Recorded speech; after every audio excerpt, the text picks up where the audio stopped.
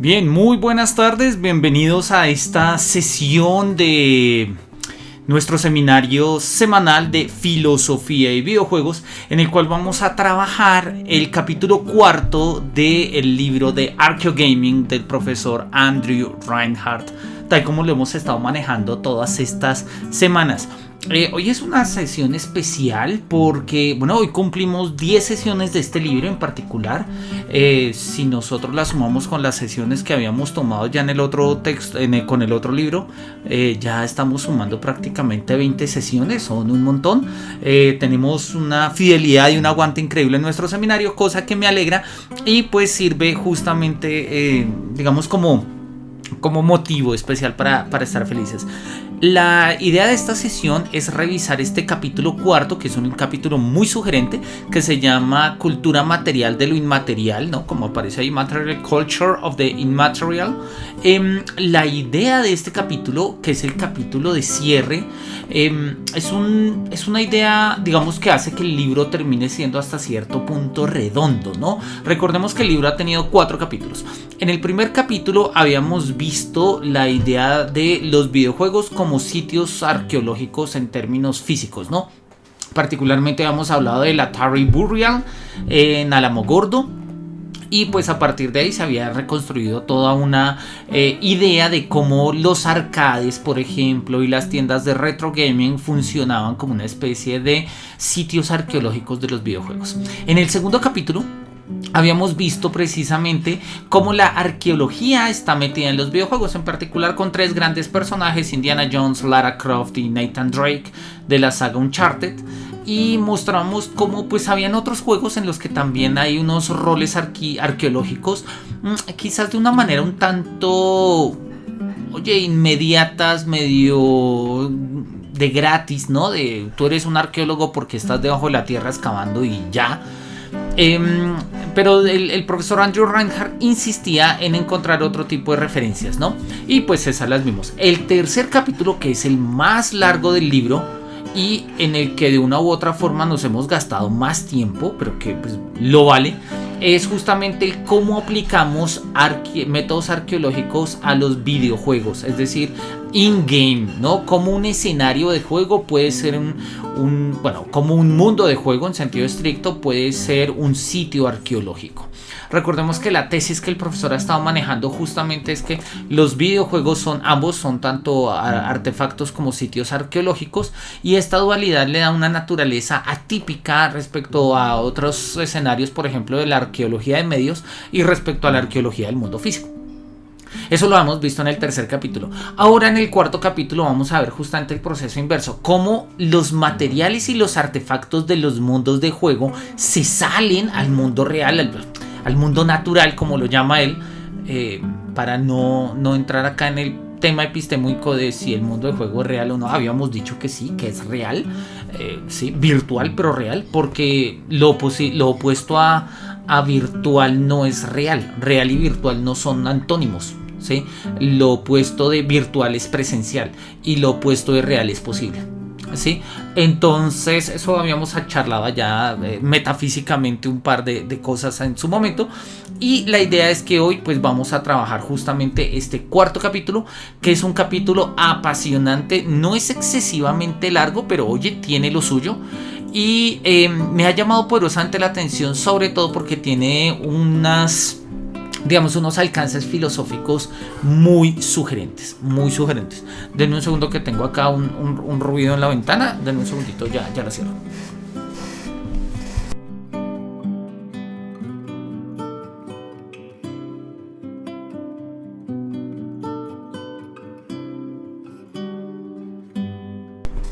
Listo. Ahora sí tenemos las condiciones idóneas para que podamos trabajar pues, sin tanta bulla, sin tanto ruido. Una vez más vamos a traer a nuestro queridísimo tiznado, ¿no? Desde los lugares más apartados de las tierras intermedias. Acá tenemos, lo tenemos convertido en una planta porque estamos mirando el paisaje. Y oye, es una forma sugerente de iniciar, porque todo esto que nosotros vemos de una u otra forma acá, que son personajes, que es un mundo in-game, ¿sí? Vamos a ver que va a tener un impacto en el mundo real, particularmente hoy en día, de una manera increíble. La cantidad de blogs que se están escribiendo sobre el tema, la cantidad de memes que se están haciendo, la cantidad de videos en YouTube, entrevistas, incluso salió un personaje que me interesa hacerle una revisión un poco arqueológica. No lo podemos ver acá, que se llama Let Me Solo Her, que es un jugador que dejó su señal de invocación. Las señales son como este tipo de letreros, y dejó su señal de invocación cerca a la guarida de uno de los bosses, de uno de los enemigos más importantes del juego, que bueno, no va a ser acá spoilers, no va a ser demasiados spoilers. Y justamente pues fue un personaje que entraba en katanas, en desnudo, bueno, en tangas, digamos, unos calzoncillos, y con un tarro en la cabeza, y pues sin ton ni son entraba y peleaba con el jefe, y eso se volvió justamente todo un, digamos, todo un motivo, ¿sí? en el ámbito del mundo de juego, que trascendió el horizonte mismo del juego, a tal punto que gracias a este personaje que vencía con tal facilidad a uno de los enemigos más difíciles del juego, From Software lanzó una actualización para, digamos, resolver esos exploits que explotaba este personaje, ¿no? Es una historia interesante, la vamos a ver más adelante, porque justamente hoy vamos a ver una de las cosas más sugerentes de todo el mundo de los videojuegos, que en lo personal más me gustó de este libro, y es el abordaje que le hace lo que tradicionalmente llamamos el lore de un videojuego, ¿no? Pero vamos a ir con calma, ¿no? Vamos a dejar a nuestro personaje acá otra vez como convertido en, ¿qué era lo que estaba? Creo que era una planta. Sí, tal cual. Creo que es la cosa menos consistente, pero bueno, oye, porque no es una planta, es un helecho en un balcón viendo a un dragón de piedra en el fondo. Vamos a devolvernos a nuestro texto. Y en este texto pues vamos a empezar a revisar rápidamente de qué se trata un poco este capítulo. Tiene alrededor de unas 25, casi 30 páginas. Aspiro y espero poderlas ver todas hoy, porque alcanzamos a hacerlo. Pero repito, hay unas, sobre todo en las primeras y unas por ahí en la mitad, que tienen unos alcances filosóficos en los que sí quiero hacer un matiz. Lo primero que él hace es reconstruirnos una definición de artefacto. Ya la hemos visto en el capítulo 2, nos lo volvió a mencionar en el capítulo 3, pero acá dice nuevamente, digamos, establece otra vez su punto de partida. Dice que tradicionalmente la arqueología trata con artefactos, ¿sí? Y con sus contextos ampliados, con sus contextos en los que estos se ubican, y con otro tipo de artefactos y cosas que aparecen al lado de ellos, ¿no? Los artefactos, ¿sí? Digamos que hacen comprensible de una manera física, ¿sí? Que los artefactos físicamente se comprenden como una cosa, algo que alguna vez fue creada y manipulada por gente, y cuyo descubrimiento y manipulación, ¿sí? Lo hacen en este momento los arqueólogos. No obstante, esa tensión o esa pretensión de cosificación, si se quiere, de lo que sería pues el artefacto como cosa, ¿no? Él lo pone acá como en la palabra en inglés de thingness, como la cosidad, no sé cómo llamarlo, ¿no? Como el atributo de cosa, coseidad serían filosóficamente hablando. Dice que ya Marx había puesto una alerta sobre ese tema, hoy diríamos una red flag, una banderita roja. Y dice justamente porque los objetos, como lo tenemos subrayado, y los objetos tienen autonomía, ¿no? ¿Qué significa que los objetos tengan autonomía? Tradicionalmente entendemos, eso es una cosa que ya hemos visto hace unas sesiones con la distinción heideggeriana entre el Zuhanden y el Vorhanden, ¿no? Las cosas en la mano son una cosa, y cuando no están en la mano, sino están a la mano, son otras. Es decir, si yo tengo en la mano un termo con agua, pues lo abro y tomo agua, porque pues para eso está. Pero si lo que a mí me interesa es tomar agua y no tengo el termo a la mano, en ese momento el termo como cosas empieza a significar una cantidad de cosas. Significa alivio, significa curiosidad, significa preguntarme dónde está, bueno, en fin, ¿sí? O significa peligro, saber si lo dejé encima de la impresora, al lado de los libros, qué sé yo.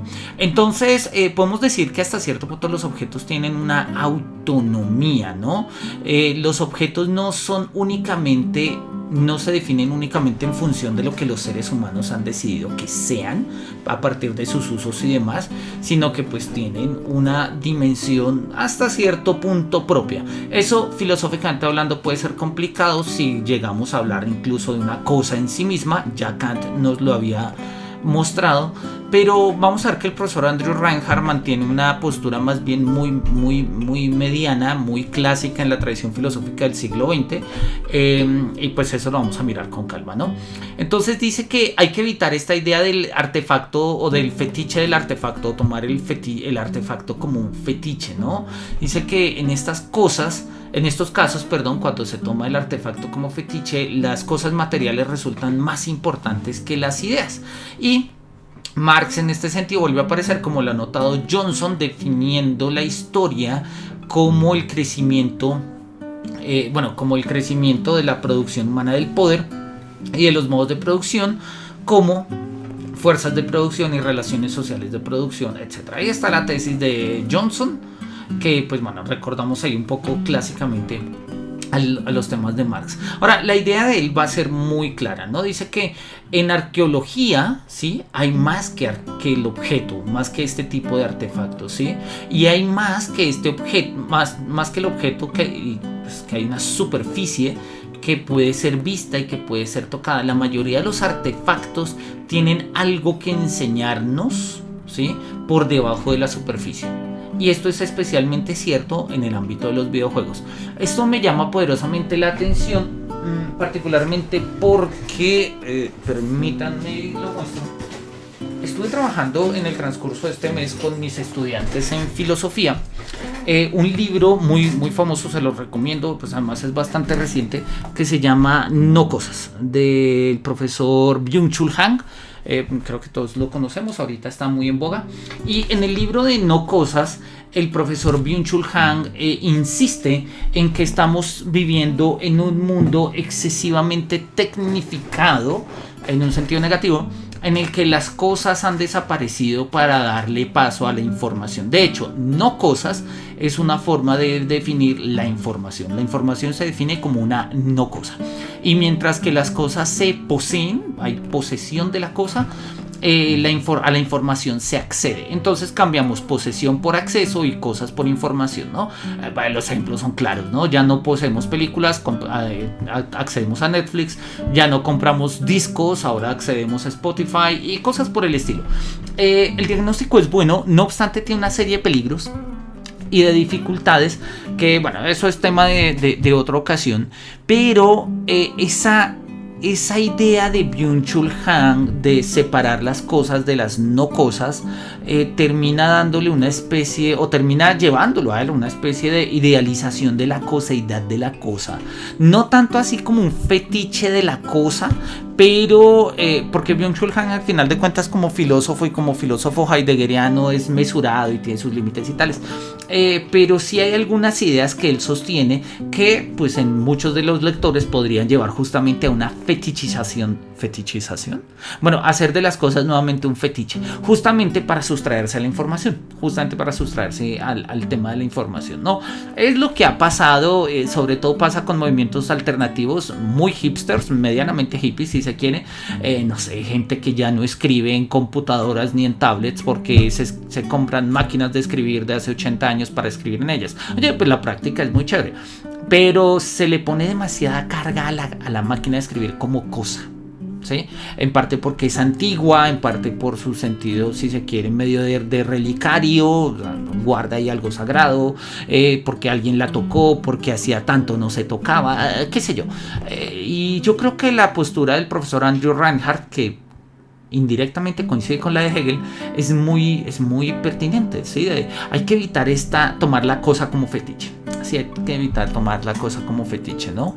Hegel lo decía de una manera más bonita. Hegel decía, hay que evitar la ternura para con las cosas, ¿no? Ese tratamiento de las cosas tiernito, de que las cosas no se contradicen y son una realidad de sentido en sí mismas y tales. Dice, bueno, eso es un acto de ternura, pero no es un acto racional. De hecho, la palabra ternura, la ternura con las cosas, es literal y hasta aparece en la ciencia de la lógica. Podríamos echarle una mirada.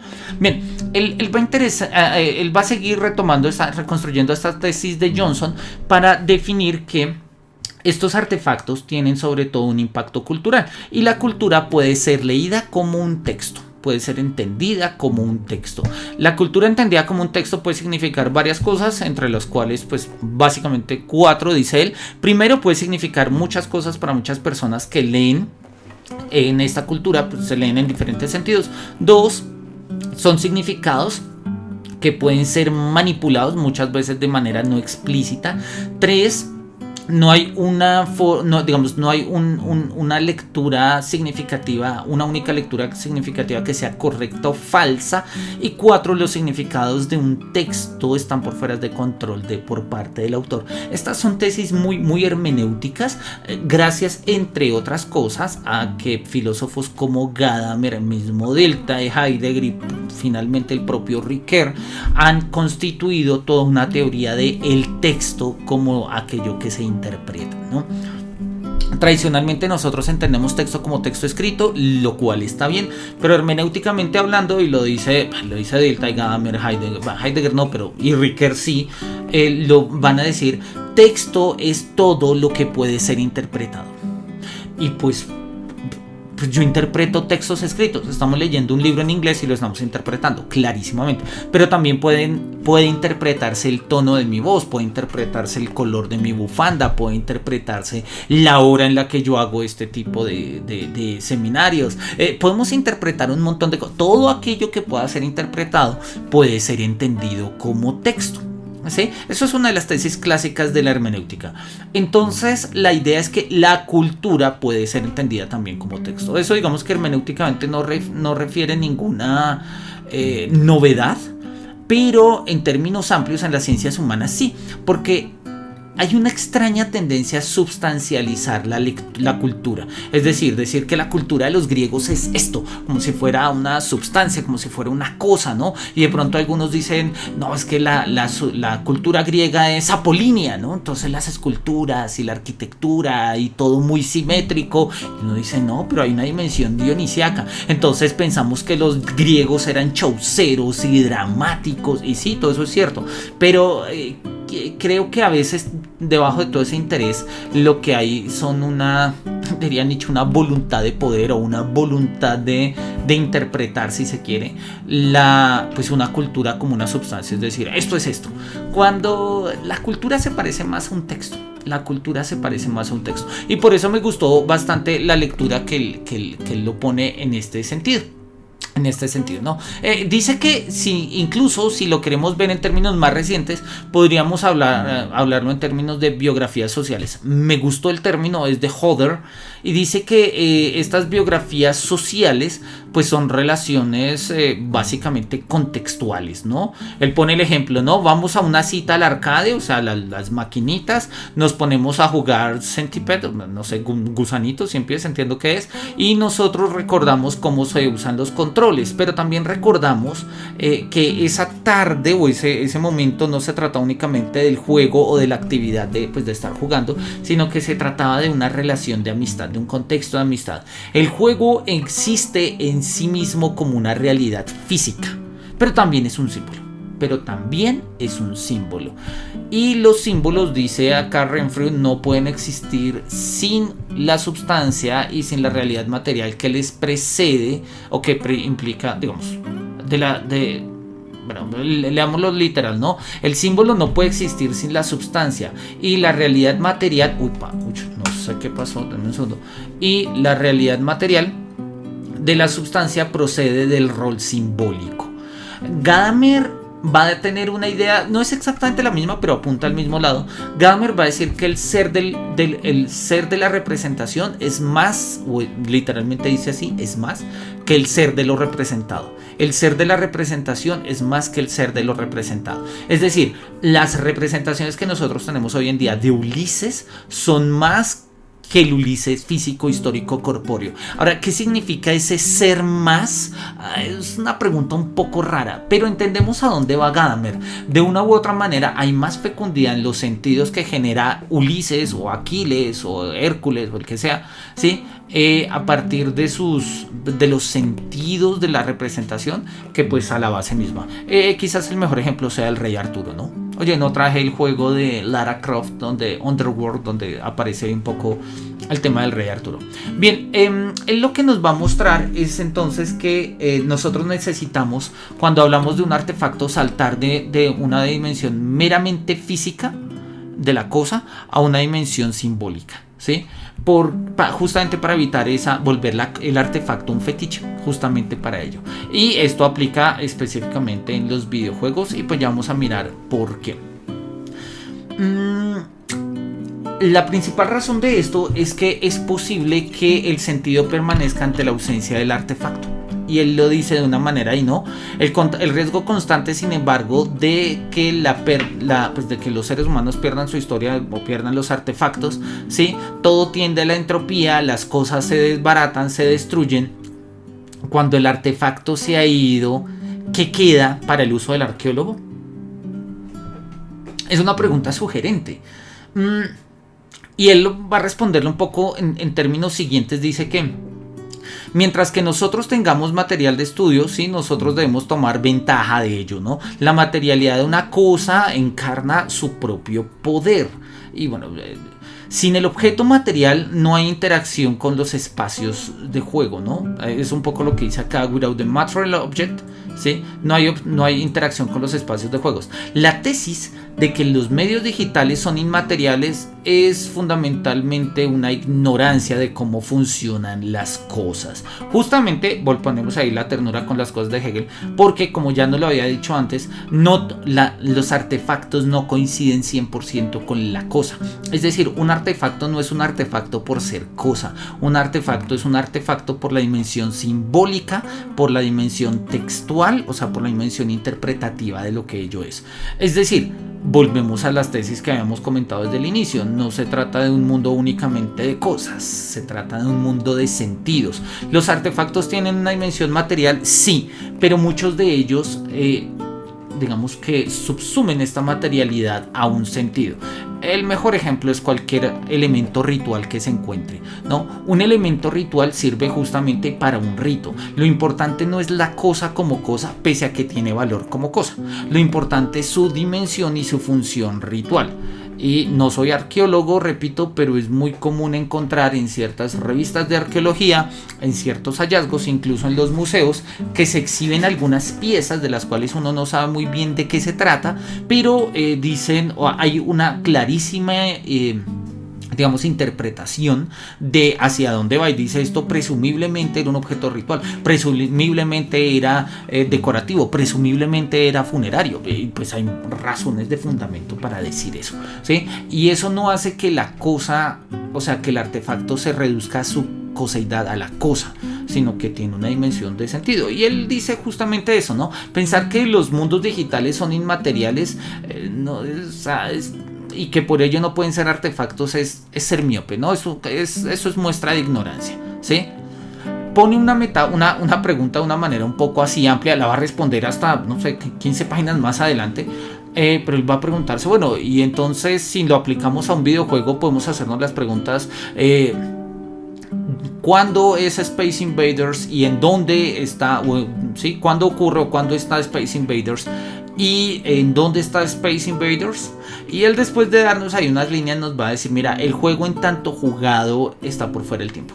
El juego en tanto jugado está por fuera del tiempo. The game as played is timeless. Es una tesis muy sugerente. Yo acá le había puesto la nota. Denme un segundo, no sé por qué no me dejan. Ahora sí me debería dejar, ¿sí?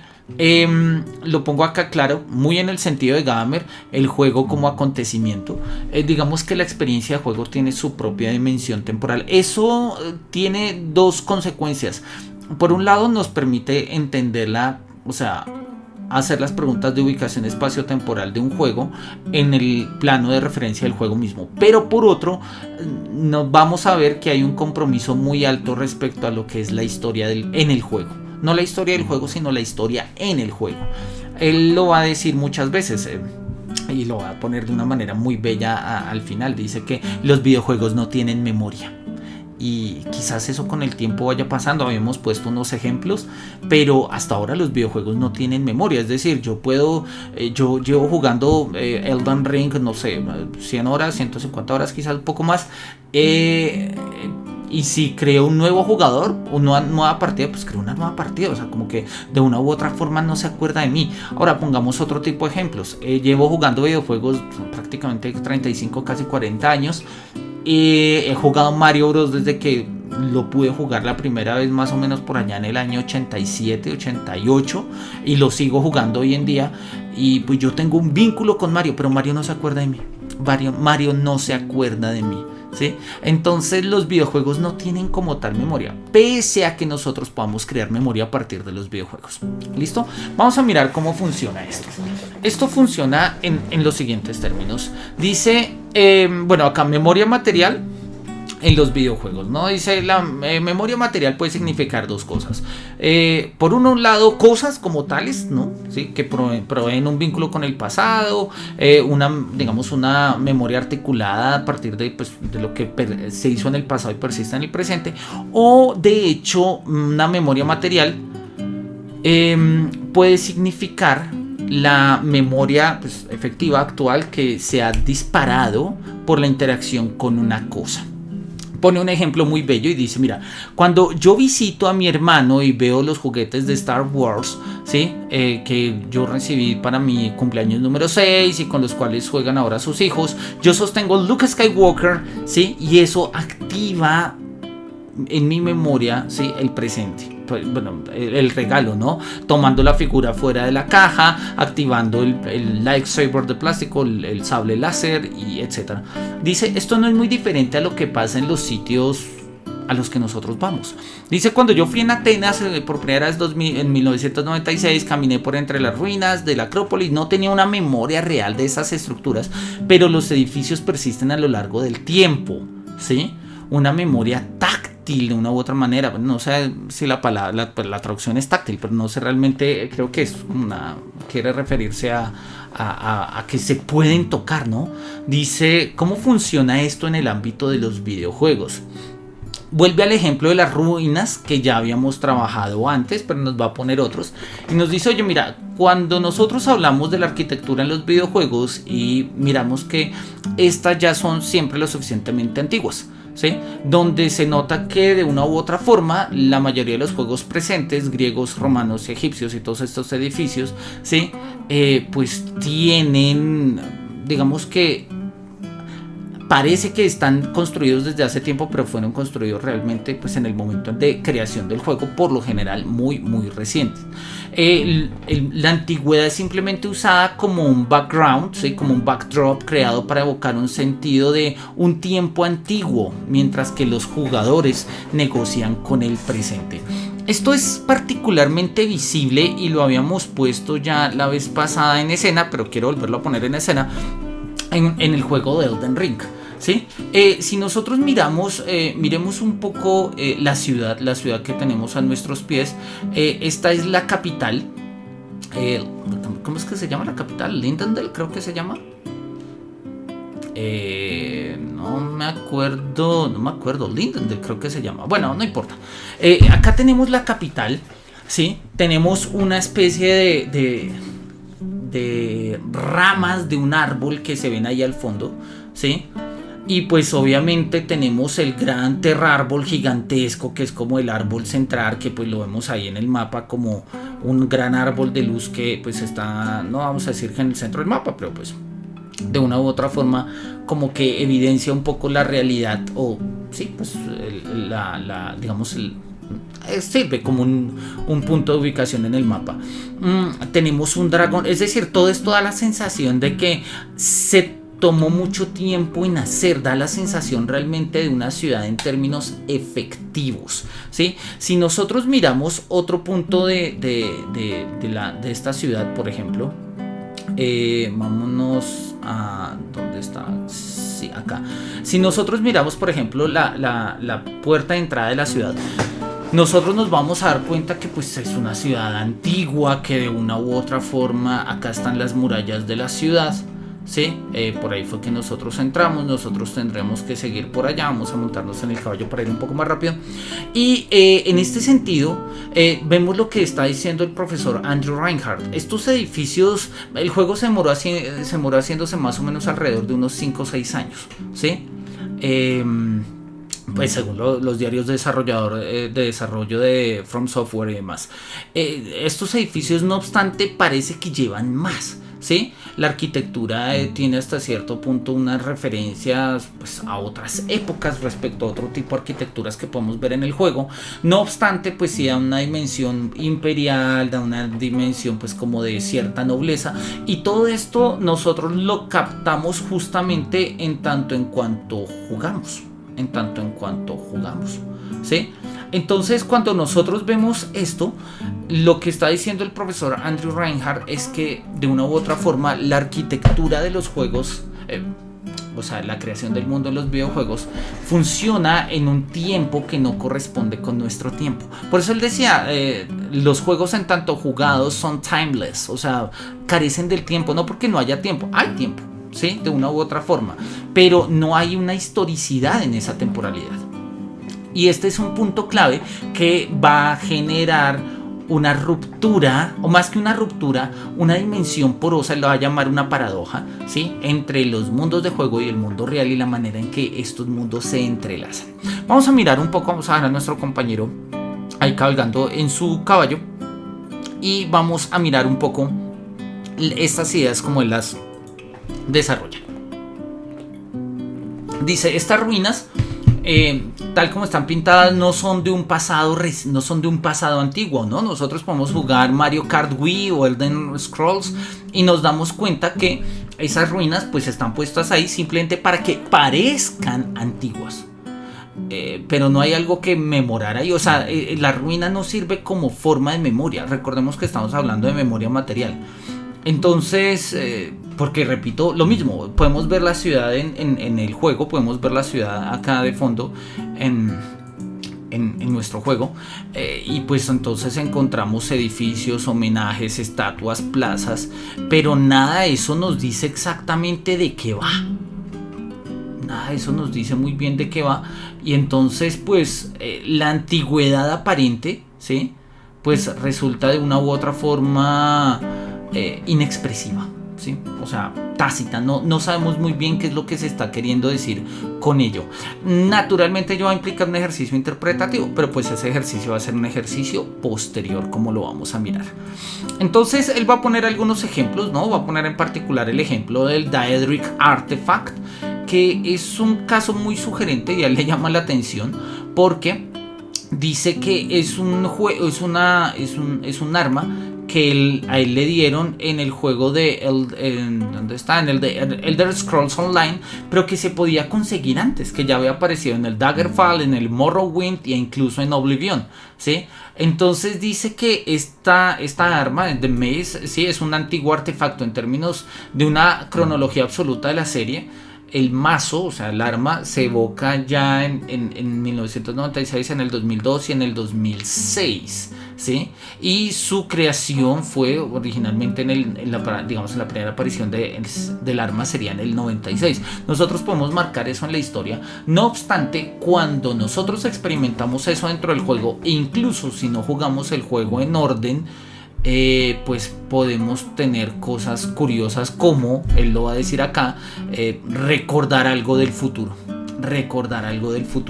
Claro, pasa cuando nosotros primero jugamos, por ejemplo, las secuelas y luego las precuelas. No sé. A mí me pasó, por ejemplo, yo en particular me pasó con Infamous. Yo jugué primero Infamous 2. Luego jugué Infamous 1, todavía no he jugado Infamous Last Son, tengo que jugarlo, lo tengo ahí pendiente. Y claro, pues obviamente hay cosas que aparecen en el 2. El 2 como tal es un juego independiente, pero cuando uno juega el 1 entiende desarrollos de esta historia. No hay algo así como un artefacto que funciona para vincular este desarrollo histórico, o sea, un arma o un elemento. Bueno, en Infamous estaría el enemigo, ¿no? Pero bueno, tampoco voy a entrar acá a hacer demasiados spoilers. El caso es que el ejemplo que él nos pone es bastante bueno. Yo podría recordar algo desde el futuro. Podría recordar algo que corresponde al futuro, justamente porque mi experiencia histórica de juego temporal en lo que llamaríamos mundo empírico, mundo real, mundo fáctico, tuerce o distorsiona la cronología del mundo de juego. Ahora, eso, repito, nos va a generar una serie de paradojas. No está mal, pero hace que nosotros nos preguntemos un poco por cuál es el contenido del material de memoria, de la memoria material, que nosotros podemos tener en el contexto de estos videojuegos, ¿no? Bueno, él sigue acá trabajando y le encanta, vuelve a poner el ejemplo de los juegos procedurales, que más adelante lo va a mencionar, así que lo voy a tratar más adelante. A él en particular le gusta la idea de los juegos procedurales, lo habíamos mencionado la vez pasada, porque parecería que es donde hay menor injerencia humana y por ende donde nosotros podríamos descubrir más como la espontaneidad del código, del hardware y de las posibilidades mismas de construir un mundo. Es cierto, estoy de acuerdo, me parece muy muy sugerente esa idea. No obstante, yo sí veo de una manera... O sea, me gustan más los mundos que no son creados de manera procedural. Y me gustan más porque en ellos hay una intención clarísima de preservación. Es decir, lo que se ha hecho, la manera en la que se ha hecho en el juego es para que permanezca en el juego tal y como se ha hecho. Y yo creo que eso equivale de una u otra manera a lo que él nos estaba diciendo, a entender los espacios de juego como texto.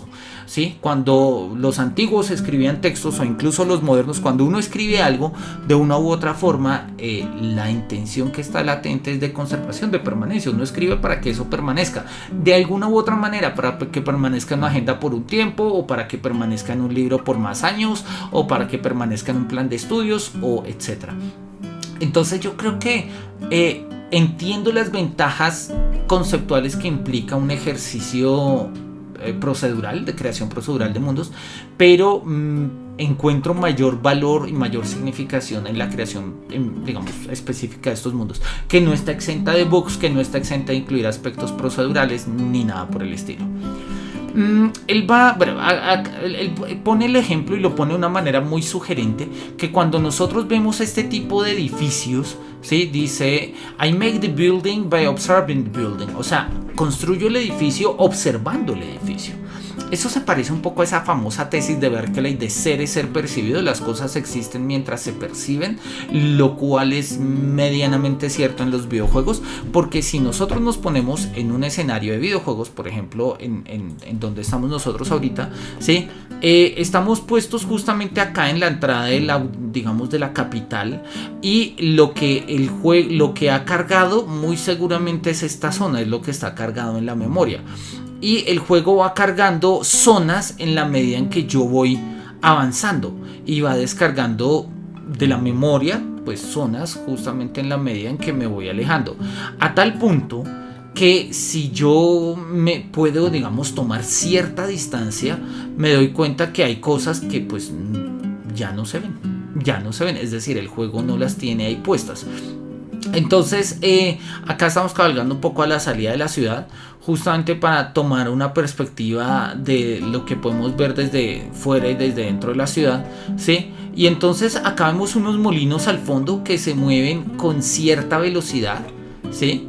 Y nosotros podemos mirar hacia adentro y vemos que pues de una u otra forma las cosas que se movían, lo que estábamos viendo, pájaros y demás, ¿sí? Ya no se mueven como tal. Acá nosotros estamos en el momento, o sea, donde nosotros estamos hay un viento que mueve el prado, ¿sí? Ahí se ve. Pero un poco más allá no se ve que haya movimiento de Prado. Vamos a usar un poco nuestro pequeño telescopio y se ve que lo hay en nivel más cercano y a fondo ya no se ve. ¿Qué quiere decir eso? ¿Que no se está moviendo? Pues sí, no se está moviendo. ¿Quiere decir entonces que la percepción hace el movimiento? Sí, de una u otra manera. ¿Quiere decir que las cosas son en tanto que son percibidas? No. Hasta allá tampoco. Esa es la tesis clásica del empirismo británico, particularmente de Berkeley, que terminó haciendo un idealismo justamente por eso. Y la tesis de Berkeley consiste en que las cosas son en tanto en cuanto se perciben. Si literalmente Berkeley dice ser es ser percibido, o la otra forma de ser es percibir. La tesis no es mala, lo que pasa es que reducir todo a percepción, o sea, en términos de percibir o ser percibido, pues dificulta una serie de comprensiones mismas de la realidad, ¿no? El sistema de Berkeley es una maravilla, está llena de paradojas. Hume decía que las tesis de Berkeley son irrefutables, pero al mismo tiempo inadmisibles. Y es cierto, ¿no? Leer a Berkeley es uno de los gozos de la filosofía. Yo lo recomiendo mucho, es un autor que me gusta leer, nunca he escrito absolutamente nada sobre él, bueno, alguna vez por allá en mi tesis de pregrado, pero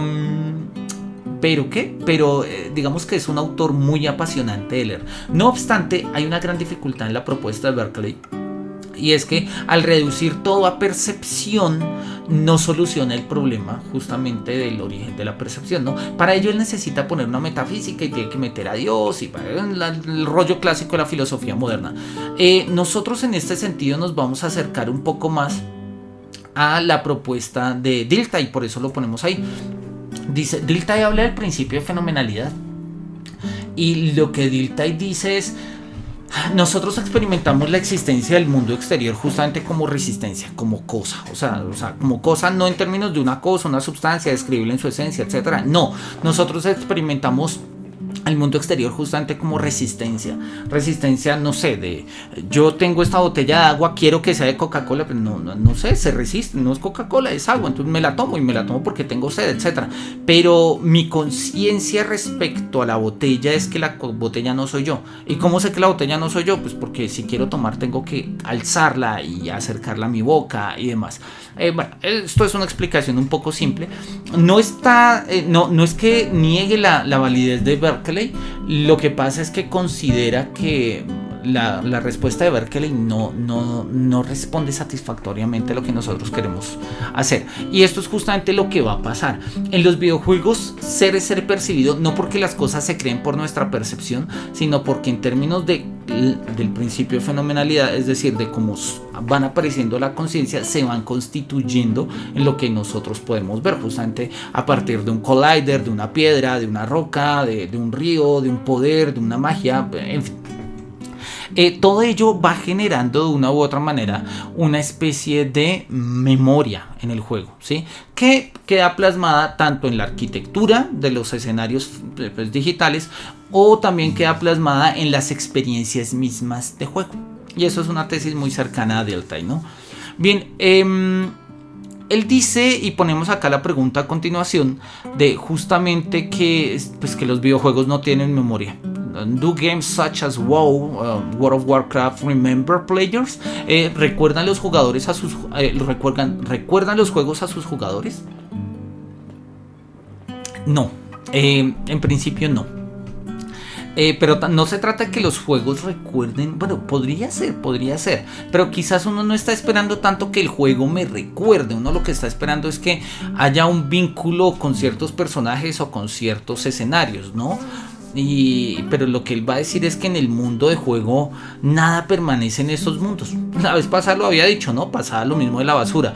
Yo puedo dejar una cantidad de basura del videojuego ahí en el mundo, y cuando me salgo esa basura desaparece. Pasa lo mismo con la identidad y con aquellas cosas que yo he hecho en el mundo, ¿no?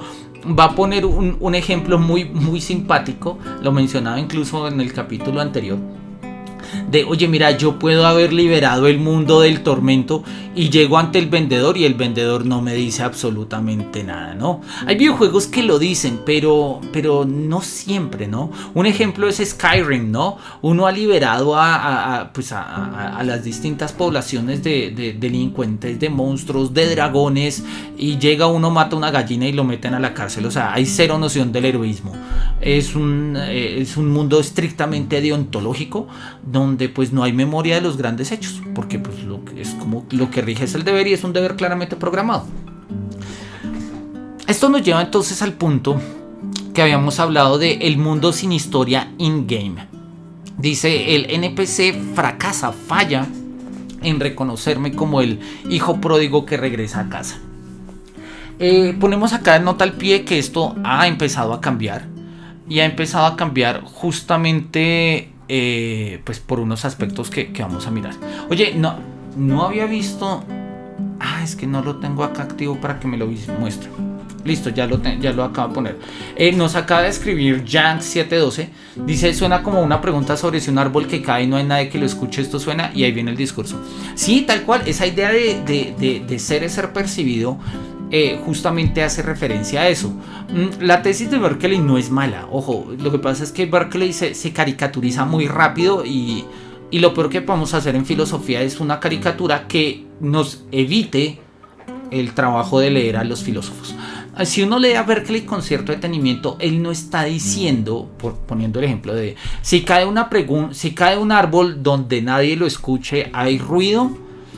Pues no hay ruido, porque es que el ruido es una determinación auditiva. No puede haber determinación auditiva si no hay un órgano que procese pues, ondas auditivamente. Que si hay vibración en tanto en cuanto haya percepción de la vibración. ¿Qué puede percibirle una vibración? El tacto. Sí, pero no seamos tan antropocéntricos, no estamos hablando únicamente del hombre. Otros árboles podrían percibir la vibración. Entonces sí hay vibración, sí, pero la vibración es ruido. Pues si hay oídos, sí. Si hay oídos, sí. Pero si no hay oídos, no. La tesis de Berkeley tiene razón. Es absurdo que nosotros establezcamos la existencia del ruido en un mundo en el que no hay oídos. ¿Sí me hago entender? El ruido existe porque se escucha, de la misma manera que los colores existen porque se ven, ¿sí? Y las texturas existen porque se sienten, y los sabores existen porque se degustan, etcétera, etcétera. ¿Quiere decir que no existe el rojo en sí mismo? Yo puedo definir el rojo como una frecuencia de ondas, sí, eso yo lo puedo hacer. Pero la percepción empírica de lo que es rojo, como esta botella, como mi saco, etcétera, pues depende obviamente de un órgano óptico, de un órgano visual. ¿Cuál es la tesis de Berkeley en este sentido? Él está peleando estrictamente con Locke, y está peleando de que no podemos diferenciar cualidades primarias de secundarias, porque si quitamos las secundarias, o sea, si las separamos, las primarias desaparecen. Rápidamente, pensemos en una manzana verde, roja en este caso. Pensemos en una manzana roja. Locke decía que yo podía separar de la manzana las cualidades secundarias, todas aquellas que dependen de mis sentidos, como el color rojo, el sabor dulce, el olor a fruta, lo que sea, ¿sí? Todas estas cualidades secundarias, y quedarían las cualidades primarias. Las cualidades primarias, según Locke, son aquellas que corresponden propiamente al objeto, o sea, su peso, su masa, su tamaño, sus dimensiones, etc. Y Berkeley dice, eso es carreta, eso es mentira. Si tú le quitas a una manzana lo rojo, lo dulce, lo aromático, lo sabroso, el sabor, etc., no te queda un círculo, no te quedan 20 gramos, no te queda manzana. Si tú quitas las cualidades secundarias, desaparecen las primarias. Es decir, en el fondo no hay cualidades primarias, todos son cualidades secundarias, o sea, todo depende de nuestros sentidos. Claro, eso obviamente va a terminar en un idealismo rarísimo. Kant va a pelear con él, Schopenhauer lo va a reivindicar, pero repito, la tesis de Berkeley es muy buena. Pongamos un ejemplo en el contexto del juego que funciona. Vamos a ver si nos pasa. Tradicionalmente, cuando yo me voy de acá, a ver, ¿dónde estoy? Tradicionalmente, vamos a ver si alcanza a pasar. Vámonos a ¿dónde es? Acá, justo al pie de la puerta, acá, al frente de la puerta. A veces la carga es tan rápida que no alcanza a cargar todo el escenario de una. Miremos a ver, suele haber una demora en carga del piso. Bueno, acá en este momento nos lo cargó relativamente bien, pero no importa, el ejemplo nos sirve. La pantalla de carga, justamente lo que nos está cargando es un mundo para percibir. Un mundo para percibir. ¿Quiere decir que el mundo en donde estábamos ha dejado de existir? No, quiere decir que no está siendo percibido. Y como no está siendo percibido, sus determinaciones han desaparecido. ¿Puede haber movimiento allá? Muy seguramente no. Para que no me explote la consola, muy seguramente los desarrolladores han hecho, y eso lo hacen los motores gráficos, para que en la medida en que se tome distancia de los ciertos aspectos, pues digamos, cesen de moverse y de agitarse y demás. Pero eso no quiere decir que no esté programado, no esté diseñado, no esté ahí. Entonces, repito, esto nos acerca más al principio de fenomenalidad de Dilthey que al principio del ser percibido de Berkeley. Porque para Berkeley, si no está siendo percibido, no existe. El principio de fenomenalidad de Dilthey nos reconoce que hay una cosa a la base. Lo que pasa es que esta cosa no es, o sea, no tiene ni una sustancia ni una esencia, es simplemente organización de información que resulta inteligible cuando se ve. Entonces, ¿qué es lo que hay allá? Pues código, diseños, maquetas. En el momento en el que mi personaje aparece allá, eso tiene sentido. Es una forma un poco escueta. Yo sobre eso he querido escribir, pero bueno, no le he sacado suficiente tiempo a escribir sobre este tema. Muchas gracias, Jank, y ya tengo acá activo para cuando, no sé si quieres volver a escribir, para que no me pierda las intervenciones. Volvamos al texto. En este texto, vamos a dejarlo acá. En este texto, entonces él dice que los videojuegos van creando un mundo con tiempo, pero sin historia, ¿no? Sin historia. Los NPCs fallan en reconocerme como el hijo pródigo que retorna a casa. Y decíamos que esto de una u otra forma va cambiando. Ya hay videojuegos que empiezan a tener memoria. Es un ejemplo simple, todavía muy elemental, pero empieza a funcionar, y lo he puesto varias veces porque es que me llamó la atención que cuando uno empieza el juego de The Witcher 3 te dice: ¿quieres que importemos las partidas de The Witcher 2? Y uno dice sí o no, y eso configura de una u otra manera, así sea de manera elemental, el horizonte de juego del mundo. Piensen ustedes, no sé, el día que saquen los Sims 5, que nosotros podamos importar nuestras partidas de los Sims 3, de los Sims 2 o incluso de los Sims 4, ¿sí? Y de una u otra forma, al importarlos, se traiga algo de eso, ¿sí? Ya estaríamos hablando de una memoria material en el mundo de los juegos. Eso ya está empezando a cambiar, eso ya está empezando a pasar, y de una u otra forma no es difícil que con el tiempo pues vaya funcionando. Ejemplos muy concretos, todavía muy artificiosos y digamos no muy significativos, pero ya están. Cuando por ejemplo ustedes juegan, no sé, cuando jugamos Tomb Raider, por ejemplo, el último, el de Shadow of the Tomb Raider, nosotros sí hemos jugado los anteriores juegos y eso queda registrado en los servidores de Square Enix, porque nosotros nos hemos registrado con nuestra cuenta y iniciamos sesión cada vez que jugamos el juego, etc. Cuando nosotros jugamos el último juego, dice: tú ya jugaste los dos anteriores, entonces toma esto. Y nos regalaron unos skins para Lara Croft y un arma y un arco y una cantidad de cosas.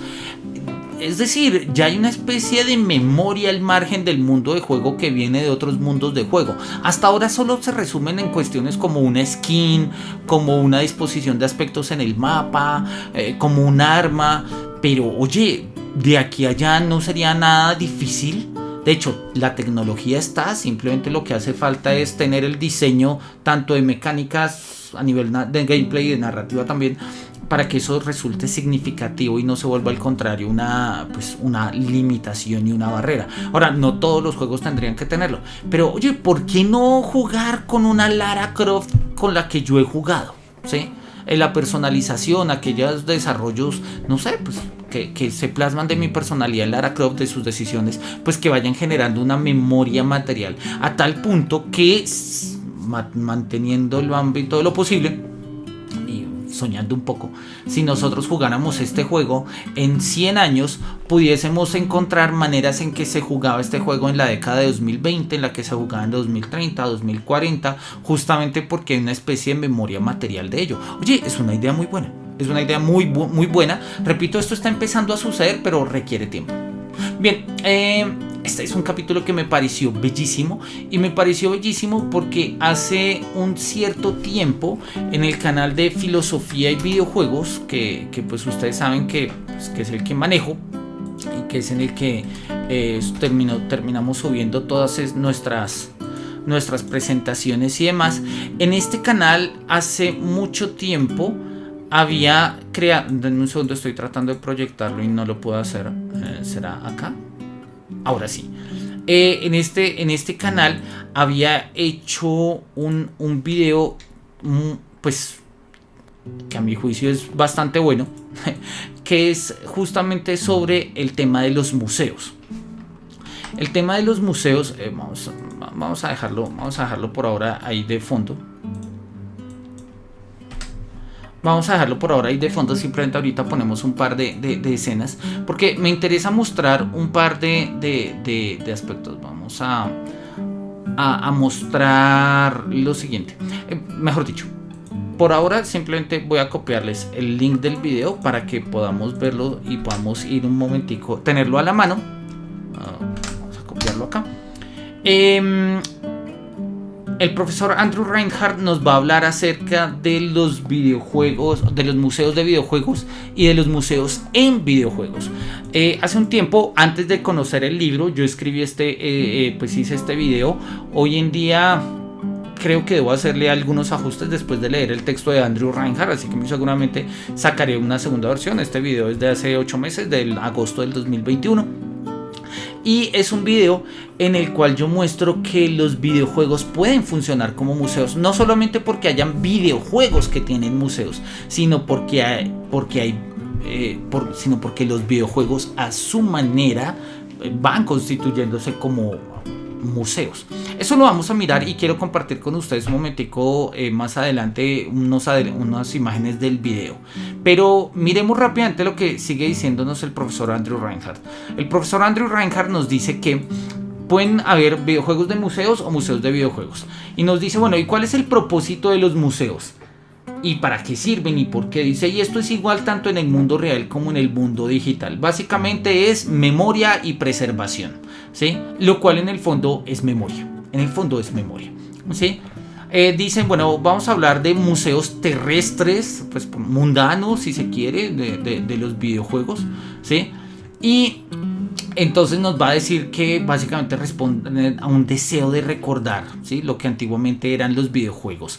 Entender este material cultural, para entender este material cultural uno tiene que mirar el significado cultural.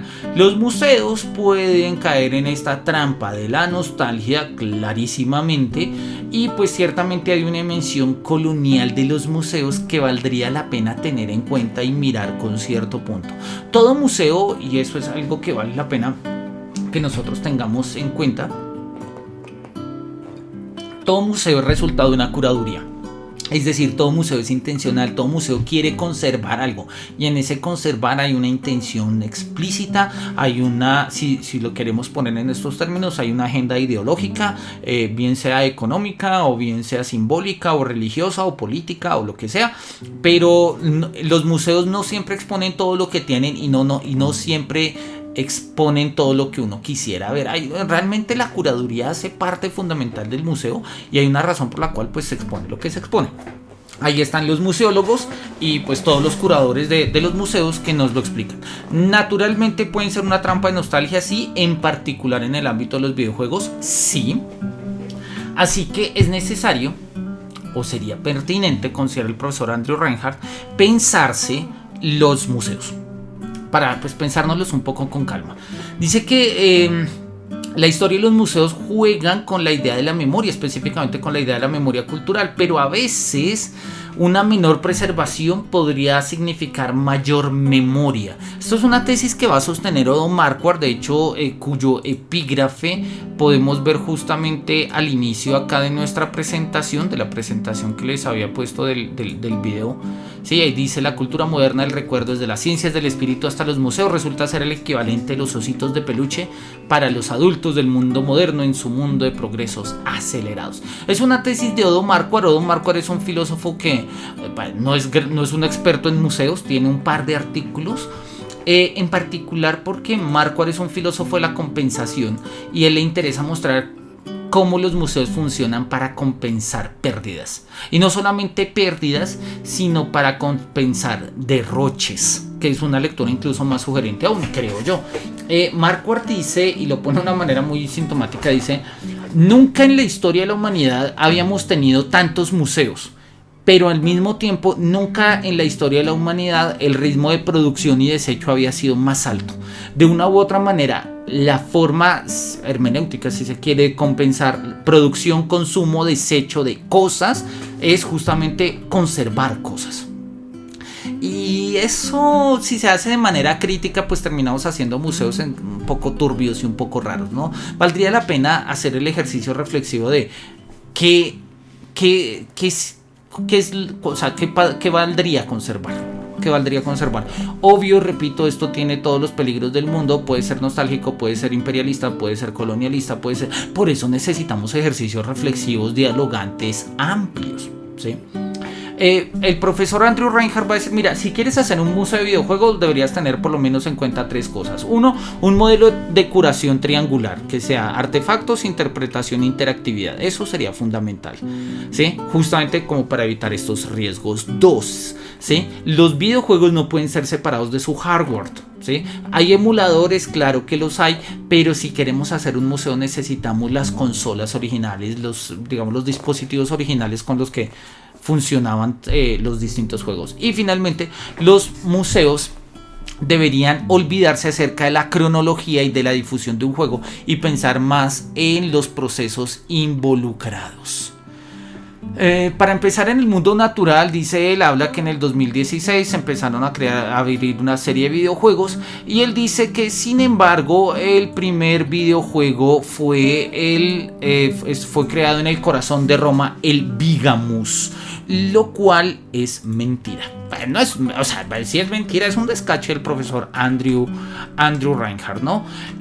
Nos vamos a dar cuenta que justamente, y por eso la pantalla de hoy tiene el Computerspielmuseum de Berlín. Ese es el primer museo de videojuegos que se creó. Pues muy probablemente hayan otros, pero han desaparecido, pero los que se han creado y se mantienen, este es el primero. Si nosotros revisemos rápidamente las páginas de Wikipedia de ambos, ¿sí? El Computerspielmuseum en Berlín fue fundado en 1997, ¿no? Acá tenemos la fachada. Un segundito, sí, ahí está. He tenido la oportunidad de estar un par de veces allí, completamente recomendado. El día que vayan a Berlín, vayan al museo. Es una experiencia maravillosa, Quizás no tiene tantos niveles como lo tenga el Bigamus. No conozco el Bigamus, pero la descripción que hace el profesor Andrew Reinhardt es maravillosa. Pero tiene un ejercicio de curaduría muy bonito. Es un acercamiento muy, muy, muy valioso, creo yo, y divide la exposición en 3 grandes momentos. Bueno, no voy a hacer spoilers, entren a mirar, hay videos en YouTube sobre el Computerspielmuseum en Berlín, pero repito, acá como nosotros lo podemos ver, este museo fue creado en el 97, mientras que el Bigamus fue creado en el 2010. Claramente hay diferencia. ¿Qué es lo que pasó? Que del 2000 al 2011, ¿sí? Dejó de atender presencialmente y fue simplemente un museo online, y en el 2011 vuelve a abrir de una manera permanente. O sea, como museo ha existido desde el 97, solo que tuvo 11 años de digitalización, de virtualización. y en ese sentido pues digamos que aparecería primero el 2010. Me da la impresión que el profesor Andrew Reinhardt no conoce el museo del Computerspielmuseum en Berlín, me da la ligera impresión porque no lo menciona, y pues bueno, es un museo significativo, es muy bonito, y pues está ubicado en lo que era, digamos, pues está ubicado en la Karl Marx Allee, ¿no? Ahí tenemos una pequeña foto. Bueno, yo tengo mi feeling con Alemania, la bandera no es gratuita y el saco tampoco, este es del Bayern München, entonces por obvias razones me encanta este museo, ¿no? El museo tiene una serie de juegos muy sugerentes. Voy a mencionar rápidamente 3. Uno que se llama el Pain Station, ¿no? La estación dolorosa. Es un juego tipo punk, perdón, más o menos, donde uno pone la mano en una plataforma de metal y con la otra juega. Y si uno pierde, la plataforma de metal le pasa corriente a la mano, ¿sí? Entonces, entre más pierdas, entre mayor sea tu puntaje en contra, mayores o más alta es la descarga que te hacen. Es un poco turbio, nunca me animé a jugarlo, no soy muy amigo del dolor, pero yo, bueno, ahí está la experiencia, es para mayores de 18 años y demás. Pero hay otro tipo de experiencias muy bonitas. Hay un juego, hay experimentos incluso, ¿no? Hay un juego, no me acuerdo ahorita el nombre, pero es que esta tarde lo recordé y ahorita me estaba tratando de acordar y no. Luego se los comparto. Es un videojuego súper divertido que básicamente es un homenaje a todos estos juegos de las consolas de 8 bits, particularmente de Nintendo, donde uno empieza a jugar en un escenario, no sé, como por ejemplo con Link en The Legend of Zelda, y de cada 20 segundos o cada 30 segundos la interfaz cambia. Entonces el personaje que uno manejaba con Link ya no está en The Legend of Zelda, ahora es Mario y está uno jugando en Mario, y uno va saltando y de un momento a otro cambia y ahora uno está en Contra, y uno está jugando con Contra y cambia y ahora está en Mega Man, y luego cambia y uno está en Pac-Man, y entonces es o sea, no es un juego que uno pueda jugar mucho tiempo, porque no tiene mayor sentido en ese, digamos, de juego. Pero como homenaje, como forma de memoria de lo que fueron los juegos de 8 bits, es maravilloso. Y la tercera referencia que quería hacerles, que es uno de los juegos más raros que he jugado, es un first person shooter en segunda persona. Literalmente se llama second person shooter. O sea, hay alguien que me está disparando y yo soy el second person, ¿no? O sea, la persona que me dispara no, pues, la persona que dispara no soy yo, pero yo no veo quién me dispara. De un momento a otro yo tengo que caminar como entre edificios y cosas y de un momento a otro me disparan. Entonces muero y vuelvo a aparecer. Es un juego raro, ¿no? Es un juego raro. Es como esas cuentos y esas, no sé si creo que iban a hacer una película, no sé si algún día la hicieron, pero cuentos hay un par sobre esos que cuentan justamente la historia de una víctima desde el plano de la víctima. Entonces una persona a la que matan, pero él nunca sabe por qué la matan, porque pues la historia está contada desde el punto de la víctima y no desde el asesino. En fin, los museos funcionan como para ello. El profesor recomienda el museo, el Bigamus, que bueno, repito, habrá que ir, no he tenido la oportunidad de ir allá. Yo recomiendo el Computerspielmuseum en Berlín, es una experiencia maravillosa, y yo creo que nosotros en Latinoamérica debemos tener algunos cuantos museos, no son conocidos, yo no conozco todavía ninguno oficial, digámoslo así. Es decir, hay gente que tiene colecciones privadas y de pronto las exhibe o tiene alguna especie de recorrido en internet, pero no conozco museos oficiales de videojuegos en Latinoamérica. Muy probablemente los haya, pues, seguramente desde iniciativas universitarias o algo. Valdría la pena profundizar en ello. Pero bueno, vamos a dejar estas referencias ahí de fondo para mirar un poco la tesis del profesor Andrew Reinhardt, ¿sí? Repito, acá lo pongo como es más antiguo el Computerspielmuseum. Porque bueno, no sé por qué había que decirlo porque me gusta verle. Entonces él dice, mira, mucha gente que va a Roma pues visita cosas típicas en Roma, el foro romano, la capilla, la catedral de San Pedro, pero hay un museo de videojuegos que vale la pena mirar, ¿sí? Apenas entramos, lo que nos recibe es una figura de Lara Croft y de un templario de Assassin's Creed. Algo así como pasa en ciertas tiendas europeas y gringas sobre todo, de videojuegos, ¿no? Uno entra a ciertos GameStop y lo que encuentra son figuras de tamaño humano, no sé, un Spider-Man, de un Darth Vader, de personajes de videojuegos y demás. El Bigamus está dividido en distintas secciones, entonces hay una sección que tiene que ver con la primera generación de consolas, ¿sí? Hay otra habitación que está dedicada al crash de los videojuegos en la industria del 83, e incluso hay algunos cartuchos que fueron encontrados y sacados de Alamogordo, ¿sí? Abajo por el pasillo, si uno gira, encontrará también algunas otras joyas como un Doom original, entonces, e incluso pues algunos cartuchos de Mario Bros. Ubisoft patrocina la siguiente habitación, que está llena del tema de Assassin's Creed. Bueno, hay un par de juegos que ocurren en Roma de Assassin's Creed, particularmente Assassin's Creed Brotherhood. Entonces pues tiene pleno sentido, y él dice, oye, mira, acá la sensación de regocijo se palpa, se siente, ¿no? Entonces dice, bueno, hay muchos otros museos, también tiene su dimensión, su espacio, su sala de Oculus Rift y demás. Hay muchos otros museos, pero el Bigamus es el primero. Yo creo que ya mostramos que no del todo, e incluso yo estoy seguro que si buscamos un poquito más a fondo, encontraremos muy seguramente un museo antes en Estados Unidos. Porque la industria en Estados Unidos se movía mucho más asiduamente en los 80s que en Europa, pues justamente porque Estados Unidos no se estaba reconstruyendo después de las guerras, en fin, pero quizás no estén todavía abiertos, o quizás hayan sido museos y ahora sean colecciones privadas, no sé, habría que mirarlo. El caso, lo que él nos está diciendo acá, el museo es un lugar de gathering, o sea, de recopilación, ¿sí?, para compartir historia oral y conocimiento, para conservación y preservación, así como para comunicación de la historia y para la investigación del público. De esta manera, pues la idea es que los museos físicos, llamémoslo así, él los llama, ¿cómo es que los llama? Le puso un nombre raro, los museos terrestres, ¿sí? Pues supongo que porque tienen un espacio en la tierra, un lote, no sé, pues tienen como esta misión y esta tarea, y me parece pertinente, ¿sí? Vamos a ponerle acá un par de flechitas para tenerlo en cuenta.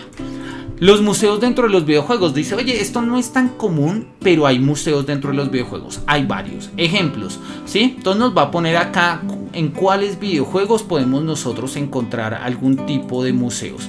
Y sí, es cierto, nosotros podemos encontrar en ese tipo de videojuegos museos, pero pues no siempre son como tal museos. Digamos, a veces simplemente es un escenario, ¿no? Hace poco publiqué ahí en el canal un video sobre las bibliotecas en los videojuegos, y muestro que la mayoría de las bibliotecas en los videojuegos no son bibliotecas. Uno, porque no son espacios de lectura, no porque haya que leer, sino porque la lectura es una forma de relacionarnos y vincularnos con el pasado. Pero no obstante, algo de eso permanece en algunos videojuegos. En las bibliotecas hay misterios, hay cofres, hay pasadizos secretos, hay cosas por el estilo. Y la idea de una biblioteca, pues justamente tiene que ver con eso, ¿no? Con una relación con el pasado, que mediante tecnologías, en este caso nos lo hacemos mediante la tecnología de un texto escrito, porque es la manera en la que nuestro mundo empírico conservamos de mejor manera el pasado. Pero pues los videojuegos, por su propia dinámica, nos presentan otras formas, como un pasadizo, como un cofre, un tesoro, un conocimiento antiguo, en fin. Hay distintos ejemplos de cómo podemos establecer dentro de los videojuegos museos, y pues él nos va a poner acá y va a desarrollar por extenso el ejemplo de Elder Scrolls 5 de Skyrim, donde dice que hay varios museos. El primero es no tengo ni idea cómo suena esto, Dwemer Museum, ¿sí? Ubicado en la Understone. Y bueno, nos va a decir que hay otros museos, y en el juego de Elder Scrolls Online también va a aparecer algunos otros museos, y estos museos funcionan y sirven para recolectar y mostrar, ¿sí?, todo tipo de cosas que se han conservado. Yo estuve siguiendo un poco la idea, y particularmente ahora que he estado jugando este juego de Elden Ring, No lo tengo tanto como un museo porque acá en el juego no hay un museo, pero yo he tratado, particularmente acá se ve con mis armas, ¿sí? No he vendido ninguna arma, o sea, he vendido armas, pero no, siempre me he quedado con una. Es decir, he vendido las repetidas. Y estas son todas las armas que me han salido en el juego.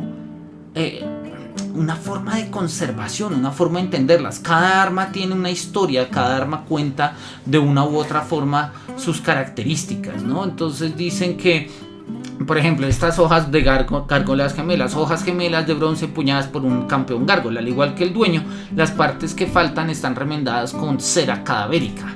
Una entramada de campeones. Algo nos dice del mundo de juego, ¿sí? Hacha de un solo filo que usaban los guerreros de las tierras altas. Los combatientes valientes comienzan la batalla invocando sus nombres, ¿sí? Y bueno, en fin, cada arma va teniendo su pequeña historia, ¿sí? El dedo anillado, garrote hecho a partir de un enorme dedo revestido de varios anillos pesados. Se cree que fue cercenado de un ancestro de los trepadedos.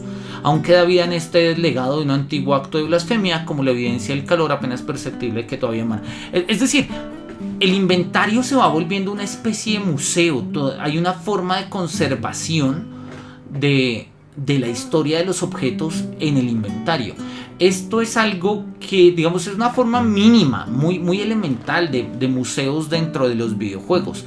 ¿Y por qué es elemental? Porque esto es solamente asequible a mí. O sea, no hay otra persona que pueda ver esto en su partida, porque esto es lo que me ha salido a mí. Hay personas que tienen más objetos, hay otros que tienen menos objetos, y entonces pues y hay otros que venden sus objetos, que habíamos dicho que pues eso termina en la desaparición del objeto.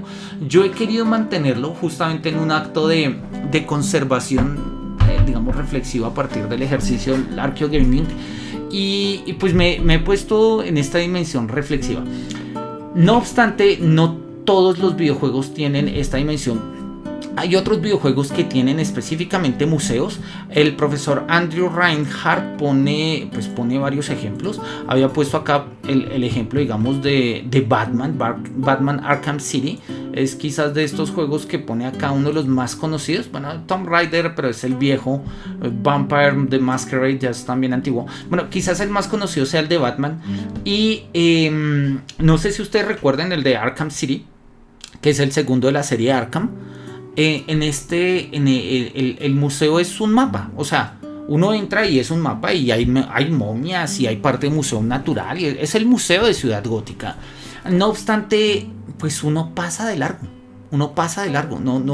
Nuestra tarea en el museo es como cuando uno entra en ciertos espacios a las bibliotecas, es pasar, uno no se queda en una biblioteca en un videojuego leyendo, no porque no se pueda, en la mayoría no se puede, y en las que se puede pues no nos interesa, en parte porque tampoco hay mucho que leer, en fin. Les recomiendo que le den una mirada al video de las bibliotecas, y yo creo que valdría la pena ampliarlo. Quiero mostrar un pequeño video de fondo que viene de este texto, del video que les estaba mostrando, que hice para el canal de filosofía y videojuegos, y me llama la atención esto es del videojuego Life is Strange 1, del primero. Ahorita está Life is Strange True Colors en el Game Pass de Xbox, pues lo recomiendo. Yo me gocé este primero, el segundo no lo he jugado y estoy jugando ahorita el True Colors y es increíble. Pero lo que me llama la atención es que todos estos, o sea, estamos en una galería fotográfica, están exponiendo los trabajos y los diseñadores se tomaron la tarea de crear obras de arte, o sea, de crear fotos y pinturas para contextualizar el trabajo. Acá solamente hay una obra de arte, digamos una gran foto, que de hecho es la ganadora, que es la que toma la protagonista, que se llama Chloe, no, Chloe es la amiga, se me olvidó el nombre, Max. Se llama Max, ¿sí? Pero me llama poderosamente la atención. Los diseñadores del videojuego hicieron una curaduría, se inventaron una serie de obras que solamente existen ahí. Es decir, esa que vemos de fondo es la única foto, digamos, es la foto central de la galería. Pero para que sea una foto real, verosímil en el mundo de juego, tenían que poner otras fotos. Y para poner esas otras fotos, pues tuvieron que inventarlas. Y ese inventarlas es pues básicamente crear arte, ¿sí? Un ejercicio de curaduría. Por ejemplo, esta imagen que nosotros estamos viendo, ¿sí? De dos soldados, dos militares, mujeres, ¿sí? Pues de una u otra forma dice algo. Que ese no es un cuadro real. No, o sea, ¿a qué te refieres con real? ¿Que si existe en el mundo terrenal, como lo dice el profesor Andrew Reinhardt? No, existe en un museo, y ese museo está en Life is Strange 1, episodio 4 o episodio 5, creo que este es el episodio 4. Allí está, si tú quieres ir puedes ir, y allí está el museo. Entonces existen ciertas, lo podríamos hacer de otra manera. Ahí en el video sugiero un par de ejemplos más. Y muestro cómo los videojuegos se van volviendo como museos. No porque hayan específicamente un escenario museo. Repito, a veces el escenario de museo en un videojuego simplemente es un decorado. Pasa en el museo de Batman. En el museo de Batman uno entra y pues sí hay unas momias, pero pues a uno nadie le dice de qué van las momias de Arkham, ¿no? Ni si son momias de ahí, si son importadas. Hay unas momias. Y luego uno va y hay una parte de zona de museo natural y uno ve unas cosas y no hay mayor interacción con eso. En este caso tampoco. Pero mientras que una momia, un mamut, etcétera, son aspectos genéricos, llamémoslo así, crear toda una galería de arte justamente para exponer una obra de arte, todas estas obras de arte creadas in-game en el juego, hace que la comprensión de los videojuegos como museos tengan otro nivel. Repito, nosotros si cargamos este juego podríamos entrar a un museo digital de unas obras que solo existen digitalmente.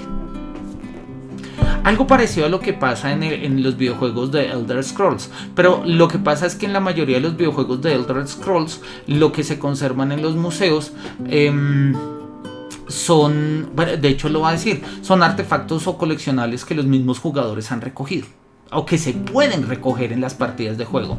Y es cierto, de una u otra manera hemos tenido una interacción y hacemos de arqueólogos, de mensajeros y de depositadores del artefacto en el museo.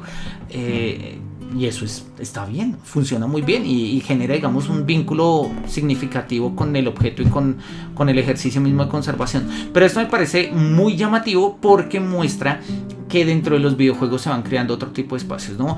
Hay otro tipo de ejemplos. Pongo acá el ejemplo de... Dame un segundo. Pongo acá el ejemplo de Assassin's Creed. En Assassin's Creed, creo que este es Assassin's Creed 2, ¿sí? Uno puede ir coleccionando obras de arte y al final terminan expuestas en la propia casa. Entonces uno puede ir y mirarlas y demás. Y es una forma de hacer museos dentro de los videojuegos, ¿sí? Algunas obras reales, otras obras ficticias, en fin. Eso pues, vale la pena echarle una mirada. Hay este otro juego que es un juego muy sugerente, se llama The Council. Se los recomiendo. Si lo ven en una promoción, es un juego interesante, un juego raro. Creo que empezó muy bien y se les enredó el guión a los diseñadores, pero bueno, es un buen videojuego y funciona mucho como un videojuego que muestra cómo puede ser arte, ¿no? Entonces ahí tenemos el Cristo de Velázquez al lado de la Última Cena de Da Vinci, al lado una cantidad de cuadros famosísimos. Les recomiendo ahí el video si le quieren dar una mirada. Videojuegos como museos, que está pues tomado de nuestro canal de filosofía y videojuegos. Ahí el enlace se los acabo de compartir. Y pues bueno, vamos a seguir. No nos falta mucho de nuestro texto. Entonces sigamos. El profesor Andrew Reinhardt dice que la novedad de estos museos es que son recolectados por los jugadores. No solamente eso, es porque muchas de las obras de arte son producidas específicamente y únicamente para el juego. Y pone el ejemplo en BioShock, que en la Ultimate Rapture Edition hay un nivel especial que se llama Museo de los Conceptos huérfano, por decirlo de alguna manera, en el cual pues están todos los conceptos, conceptos de arte que fueron abandonados y las primeras ideas de los dos juegos y las ideas de los dos primeros juegos. Eso muchos de los videojuegos actuales lo tienen a manera de desbloqueables. Uno va recolectando cosas o va desbloqueando niveles y en esa medida se le van desbloqueando como diseños de arte o no sé, comentarios del director. El tipo de formas existen. Ahora, no existen no es normal que existan como un nivel dentro del mismo juego, pero existen. Entonces es sugerente. Él llama esto, en el fondo dice que esto termina siendo una metaarqueología, ¿sí? Porque pues termina haciendo que nosotros podamos hablar del objeto o del artefacto in-game por fuera del juego, o sea, out of game, y podamos establecer digamos, todo un ejercicio de arqueología, ¿sí? dentro del mundo. Pasa mucho, por ejemplo, a propósito del juego de Elden Ring, ¿sí? Pasa mucho con la ubicación de ciertas cosas. Quiero ver si se los puedo mostrar acá. Sí, tal cual, acá está. A ver, compartamos. Acá está. Acá tenemos el mapa de Elden Ring, que esta es una página web donde pues nosotros podemos mirar básicamente todas las zonas, lo que hay, y entonces acá pues nos van diciendo básicamente que hay. Acá nos dicen que hay un walking mausoleum, pues son mausoleos que andan, su nombre lo dice, ¿sí? Eso tiene sentido en el mundo del juego y nosotros podemos ir mirando, digamos, como en dónde están las cosas. Yo puedo ponerle acá a mano derecha, oye, quiero saber dónde están los escudos. Entonces me dice, mira, acá vas a encontrar este escudo. Entonces le hago clic acá y me dice, ahí vas a encontrar el Smoldering Shield, ¿sí? O sea, bueno, sí, como el escudo fundido. Y sí, es decir, y le llama la atención al profesor Andrew Reinhardt de, mira, yo sé que el escudo está ahí, no lo tengo, puedo averiguarme su historia, puedo hablar de esto con la comunidad acerca de si este escudo es mejor que el otro, etcétera, y aún así no he encontrado el objeto. Y él dice, esto es una cosa rara, porque terminamos haciendo arqueología incluso antes de encontrar el objeto, y eso es raro, eso es raro. Eso es raro. Pero bueno, a él le llama poderosamente la atención esto. Y entonces pues va a mostrar y va a caracterizar esto como una paradoja, ¿no? Dice que los videojuegos encarnan una paradoja, ¿sí? Que pues digamos que nos va creando pues justamente, digamos, esta formulación un poco extraña, ¿no? Lo va a decir de manera más adelante, ¿no? Los juegos, el juego como artefacto, ¿sí? Continúa con la paradoja físico-metafísico cuando uno piensa en la vasija y lo que ésta contiene, ¿sí? El código es inmoral, el código es inmanente a sí mismo. Y dice, Buckley continúa diciendo que esta paradoja, ¿sí? Como un aspecto de la materialidad paradójica, ¿sí? Es profundamente visual. Esta paradoja es más un artefacto de nuestros sentidos visuales que requiere de la descorporalización, ¿sí? de la vista para su eficacia. En otras palabras, con los videojuegos, ver es creer, ¿sí? Nosotros tenemos un juego en un disco, pero podemos hacernos todas estas serie de preguntas, ¿sí? ¿Cuándo empieza a existir el video? ¿Cuándo empieza a existir el juego? ¿El juego existe así no lo juguemos? ¿O de una u otra manera somos nosotros los que estamos produciendo el juego cuando nosotros lo jugamos? Surgen todas estas preguntas que terminan, repito, que nacen de esta idea de lo que él habla de una especie de meta-arqueología, y que pues nos van a terminar mostrando un poco cuáles van a ser estas dificultades. Se me olvidó cerrar acá la ventana de YouTube. Vamos a cerrar la ventana de YouTube para seguir mirando esto. Él va a decir entonces que el límite entre el mundo real y el mundo de juego es poroso, y esto dificulta separar claramente y de manera limpia ambos. No es muy fácil diferenciar dónde termina el mundo de juego y dónde termina el mundo real. Y uno dice, pues sí, obvio, en el momento en el que yo cojo el control y juego y arranca, pues mundo de juego. Y en el momento en el que apago está mundo real. Sí, eso en términos de jugar un juego. Pero no estamos hablando de jugar un juego, estamos hablando del mundo de juego, ¿sí? Él dice, mira, es simplemente cuestión de tiempo antes de que la línea entre el mundo material y material se vea borrada por el uso activo de impresoras 3D y que nosotros podamos imprimir en el mundo real cosas que ya están en los videojuegos. Sí, ese límite ya se franqueó, eso ya se hace. Pero más interesante aún, este límite se vuelve tan borroso que las cosas del juego empiezan a salir del juego y empiezan a tener significado y sentido en el mundo real. Es lo que le llama la atención a él en este capítulo de Experimental Archaeology a propósito de la comida. Dice, mira, hay una serie de canales en YouTube, por ejemplo, de Geeky Chef, ¿sí? Y nos habla de otros que aparecen por acá, ¿sí? Que son gente que toma recetas de los videojuegos y las cocina a ver cómo salen. Algunos son chefs, entonces pues le ponen su toque, lo presentan de manera bonita. Sí, si se dan cuenta que la receta en el videojuego le falta algo, porque pues a veces en el videojuego es como mezcla manzanas con huevo y te va a salir un postre y pues no. ¿Sí? Se necesita de pronto azúcar o de pronto molerlo, o sea, de pronto la receta no es tan clara en el videojuego, porque pues la idea de un videojuego no es hacer recetas. Bueno, hay videojuegos para hacer recetas, ahí está Food Simulator, Cooking Simulator, perdón. Pero el objeto fundamental de los videojuegos que traen este tipo de recetas es simplemente crear una inmersión en el mundo. O sea, hacer que las cosas que yo recolecto en el mundo pueda de una u otra forma transformarlas en algo.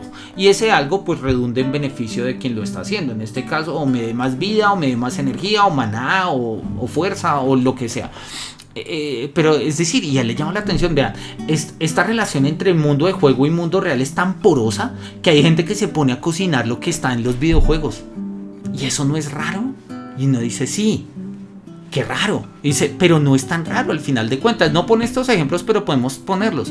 Muchos ensambles, por ejemplo, de música medieval, para tratar de acercarse al sonido más medieval posible en un ejercicio interpretativo, han construido sus instrumentos musicales, no solamente guiándose por lo que dice la historia de cómo están creados los instrumentos musicales de cierta época, sino que mirando los cuadros y las pinturas, dicen, los laúdes en el siglo XIV eran así, entonces vamos a construir un laúd así. ¿Por qué? Porque en el cuadro aparece así. Y uno le dice, pero pues es un cuadro puede tener variaciones, un cuadro no tiene porque es una representación de la realidad tal cual.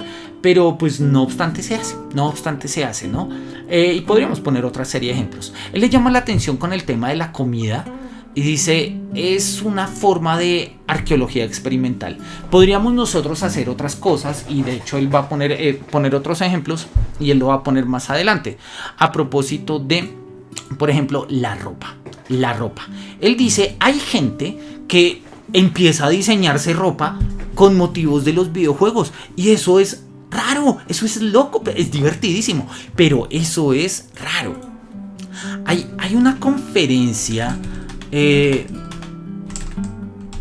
un segundo, a ver si me acuerdo, creo que se llama El concepto de lo fantástico de Cortázar, el sentimiento de lo fantástico de Cortázar se llama. Vamos a compartirlo, acá lo tenemos. ¿Qué hora es? Ya 7:36. Bueno, va a tomarme todavía estos 10-20 minutos que todavía nos quedan, porque me interesa terminar esto para que no romperlo abruptamente. Acá está. Dice Cortázar, es un texto, se lo recomiendo, es maravilloso, ¿sí? Dice acá en el sentimiento de lo fantástico, ¿sí? Él le llama la atención, ¿sí? Pues justamente hablar de lo fantástico. Es un texto, denme un segundito a ver si encuentro la cita que les quería leer, ¿sí? Acá está. Dice, vamos a leer esto que está subrayado, es que lo estoy poniendo más grande para no perderme. Terminaré este pequeño recuento de anécdotas con algo que me ha sucedido hace aproximadamente un año. 8 años atrás escribió un cuento fantástico que se llama Instrucciones para John Howell. No les voy a contar el cuento. La situación central es la de un hombre que va al teatro y asiste al primer acto de una comedia más o menos banal que no le interesa demasiado. En el intervalo entre el primero y el segundo acto, 2 personas lo invitan a seguirlos y lo llevan a los camerinos. Y antes de que él pueda darse cuenta de lo que está sucediendo, le ponen una peluca, le ponen unos anteojos y le dicen que en el segundo acto él va a representar el papel del actor que había visto antes y que se llamaba John Howell en la pieza. Usted será John Howell. Él quiere protestar y preguntar qué clase de broma estúpida es esa, pero se da cuenta en el momento de que hay una amenaza latente. Pues sí, o sea, si no sale a hacer la obra, pues grave, ¿sí? De que si él se resiste puede pasarle algo muy grave, incluso pueden matarlo. Antes de darse cuenta de nada, escucha que le dicen: salga a escena, improvisa, haga lo que quiera, el juego es así. Y lo empujan y él se encuentra ante el público. No les voy a contar el final del cuento, que es fantástico, pero sí lo que sucedió después. El año pasado, dice él, recibí desde Nueva York una carta firmada por una persona que se llama John Howell. Esa persona me decía lo siguiente: yo me llamo John Howell, soy un estudiante de la Universidad de Columbia y me ha sucedido esto. Yo había leído varios libros suyos que me habían gustado, que me habían interesado a tal punto que estuve en París hace 2 años y por timidez no me animé a buscarlo y hablar con usted.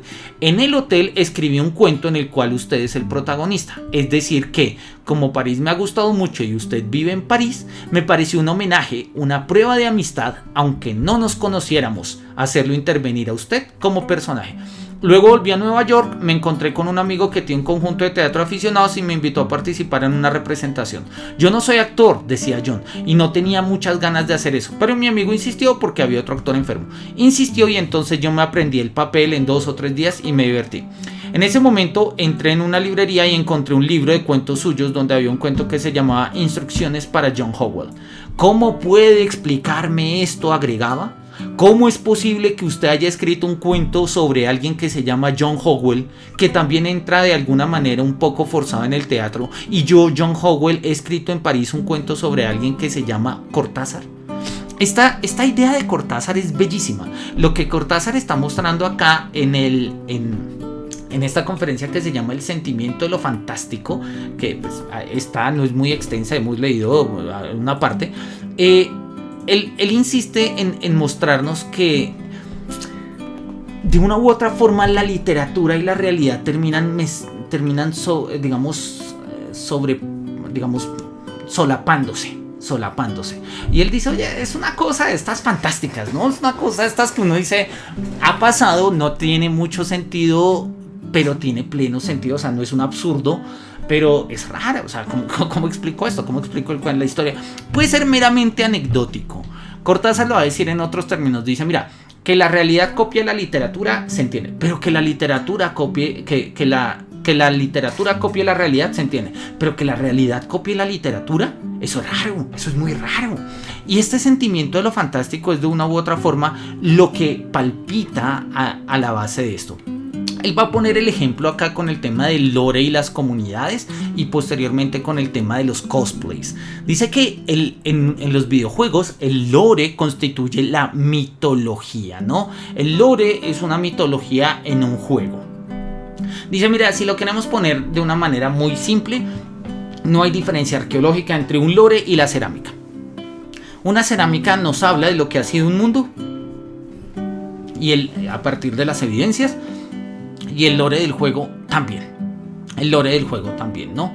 Y pues justamente él va a seguir y nos va a mostrar cómo la construcción de estos lores, de este lore del juego, ¿sí? Muchas veces se establece pues como un canon, a tal punto que se vuelve pues eso, prácticamente una versión oficial de un mundo. Naturalmente hay versiones y surgen herejías, y entonces hay los que pelean los unos contra los otros. Y acá pongo el ejemplo de Star Wars, ¿no? Donde los mitos derivan del canon, cambian con el tiempo y las voces, ¿sí?, empiezan a variar de una u otra manera. Y él va a poner el ejemplo más adelante, ¿no? Para algunos jugadores, piensen, el lore es crucial en el juego. Pensemos en el caso de Star Wars, ¿no? Entonces dice: el lore de Star Wars raya en lo sagrado, ¿no? O sea, eso, si uno se quiere pelear con alguien, uno se mete a un grupo de aficionados de Guerra de las Galaxias, de Star Wars, y empieza uno a decir, no sé, cualquier cosa medio heterodoxa, y eso es obviamente pues casi que una herejía, ¿no? Y él le llama la atención eso porque dice, ahí se están construyendo mundos de sentido del juego por fuera del juego. Pasa muchísimo en el caso del juego que tenemos acá de fondo de Elden Ring, pasa mucho, ¿sí? En Elden Ring nosotros tenemos un mundo un poco extraño al final de cuentas, ¿no? Pues hay un árbol gigante, por allá hay unos dragones, hay unos soldados, hay unos gigantes, castillos, puertas, y uno dice, oye, ¿y este juego finalmente de qué va? Y no es tan fácil saber de qué va. Sí, de hecho hay muchas versiones que dicen de una u otra forma de qué va. Incluso en alguna de las partes más avanzadas acá del juego, ¿sí? Uno puede llegar ante una estatua y uno hace un hechizo para develar un secreto de la estatua y le cuentan a uno un spoiler. Un spoiler que no se los voy a hacer ahorita porque pues no dije al comienzo que no me interesaba hacer spoilers, pero pues es un spoiler que nos cuenta algo acerca del lore, que eso no tiene sentido sino hasta el final del juego, a menos que uno ya se haya hecho spoilers del resto del juego, ¿sí? Pero cuando uno ve esto y uno dice, o sea, esto constituye, y eso empieza a tener sentido de por qué los árboles, por qué los dragones, ¿sí? Por qué la custodia, por qué la luz, por qué el fuego, todo ese tipo de cosas empieza a tener sentido. Hay juegos que te cuentan el lore desde el comienzo y dicen, mira, este juego va de esto, punto. Y uno va desbloqueando aquí y allá cositas, ¿no? Como en BioShock los cassettes, o por ejemplo en Lords of Shadow de Castlevania, ¿no? Castlevania Lords of Shadow, estos libritos o estos scrolls, estos pergaminos que uno encontraba, le van contando a uno ahí como el lore del juego. El profesor Andrew Reinhardt dice, estos lores del juego no solamente se construyen dentro del juego, sino que por lo general se construyen por fuera del juego. Y eso es curiosísimo. Eso es curiosísimo. De hecho, muchas veces, y lo voy a poner ahí de ejemplo, ¿sí? Cuando las empresas quieren hacer, no sé, por ejemplo Blizzard, ¿sí? O por ejemplo, bueno, sobre todo Blizzard, que en World of Warcraft, Diablo y demás, va a modificar algo del lore del juego, muchas veces consulta con la comunidad. Y uno dice, ¿pero ustedes no son los dueños? Sí, ellos son los dueños, pero es la comunidad la que mantiene viva ese mundo. Y pues tiene pleno sentido, ¿no? Va a saltarme, sigue haciendo las referencias acá del lore y la mitología. Dice que se parecen, pero también se diferencian, porque el lore queda muy, muy vinculado a la primera aparición en un juego, mientras que el mito, en particular los mitos griegos, pues se demoraron en pasar. Estamos de acuerdo, pero yo creo que es también cuestión de tiempo. Es cuestión de tiempo. Lo que pasa es que los videojuegos son muy recientes, tienen 30, 50 años máximo. Sí, la mitología griega duró 1000 años dando vueltas por ahí. Dice, mira, cuando nosotros nos acercamos a este lore y a esta aplicación, a esta realización del lore en el mundo empírico, pues tenemos algo como el cosplay, que es una cosa loquísima, dice, ¿sí?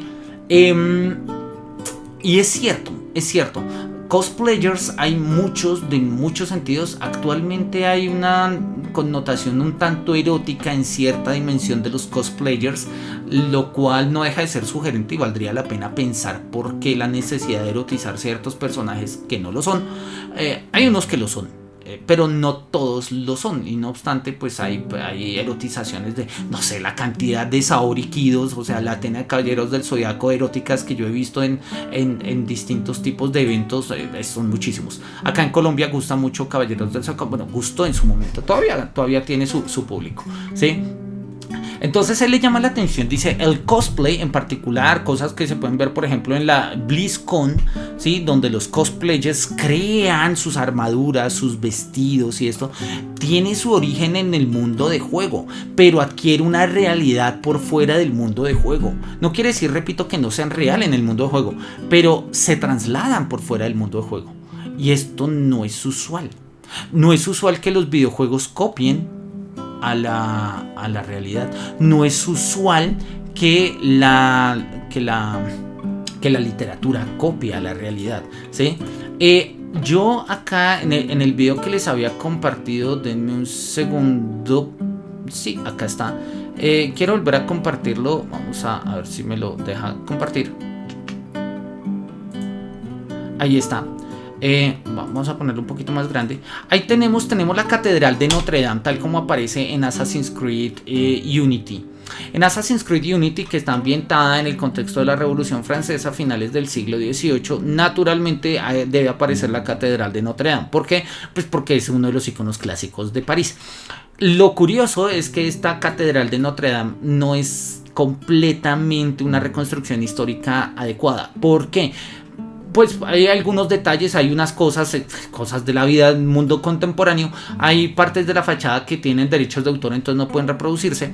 Y hay otras, como por ejemplo la aguja.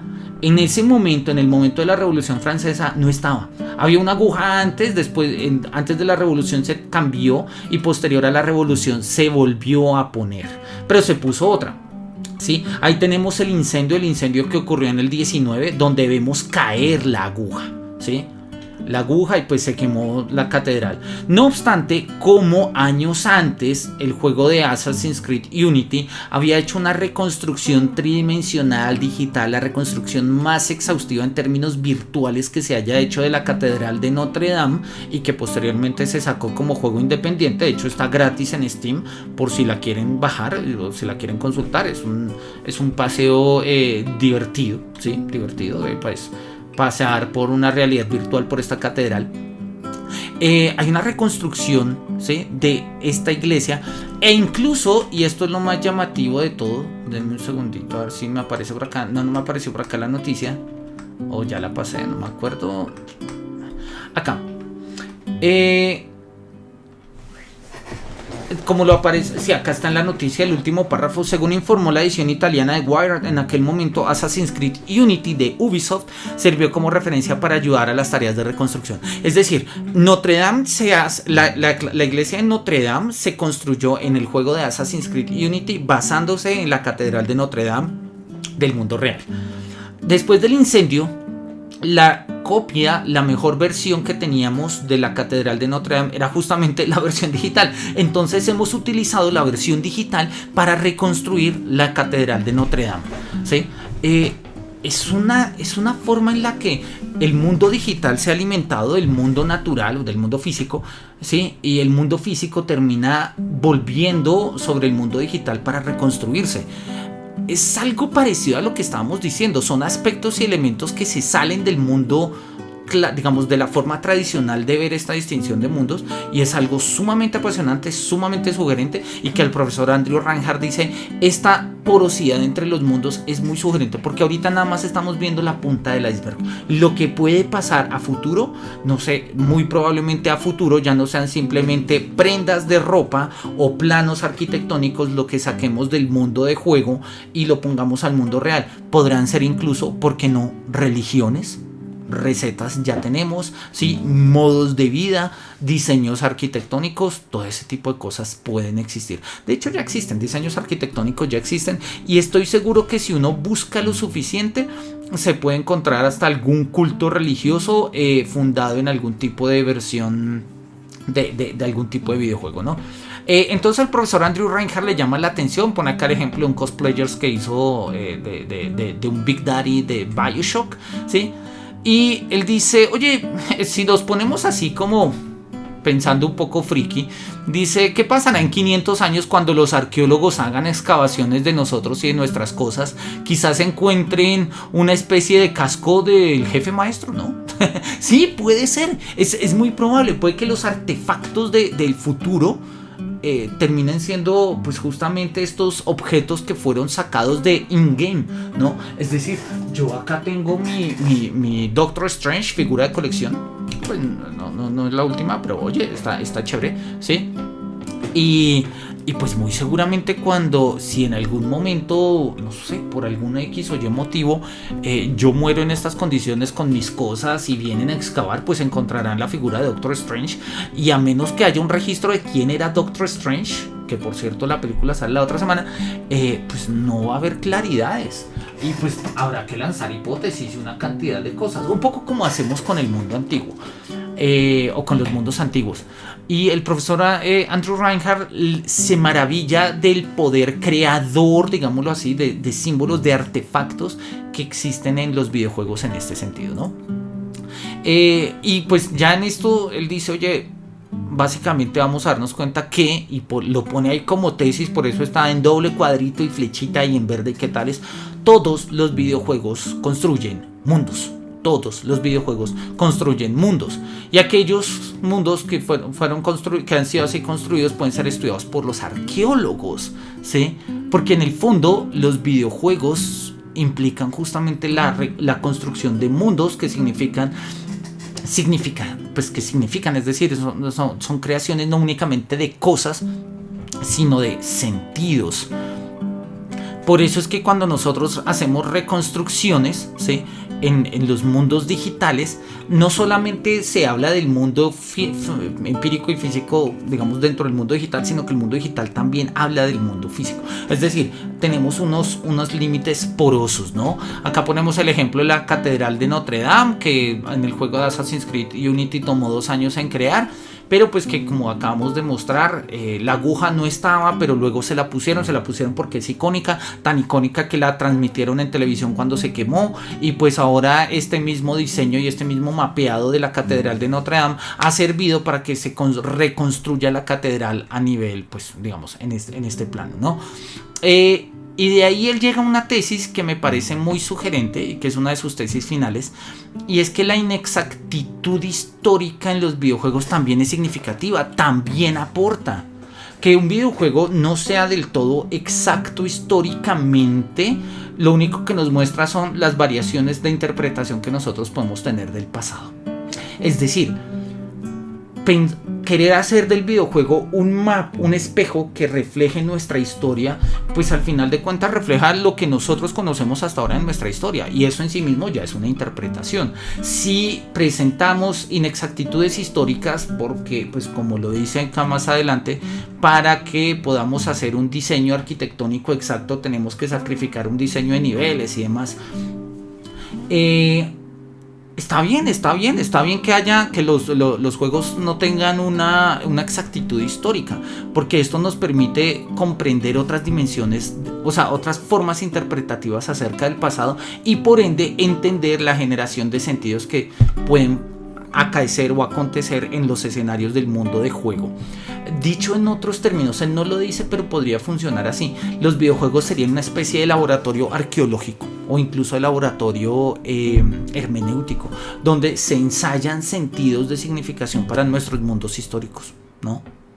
Va a poner el ejemplo del Partenón, ya lo hemos puesto la vez pasada con el ejemplo de Assassin's Creed, y él va a terminar finalmente, termina diciendo un poco lo mismo, que la historia se vuelve una interpretación a partir del anacronismo en el juego de Rise, que pues presenta una Roma no históricamente reconstruida, pero pues que justamente en esa inexactitud está su valor.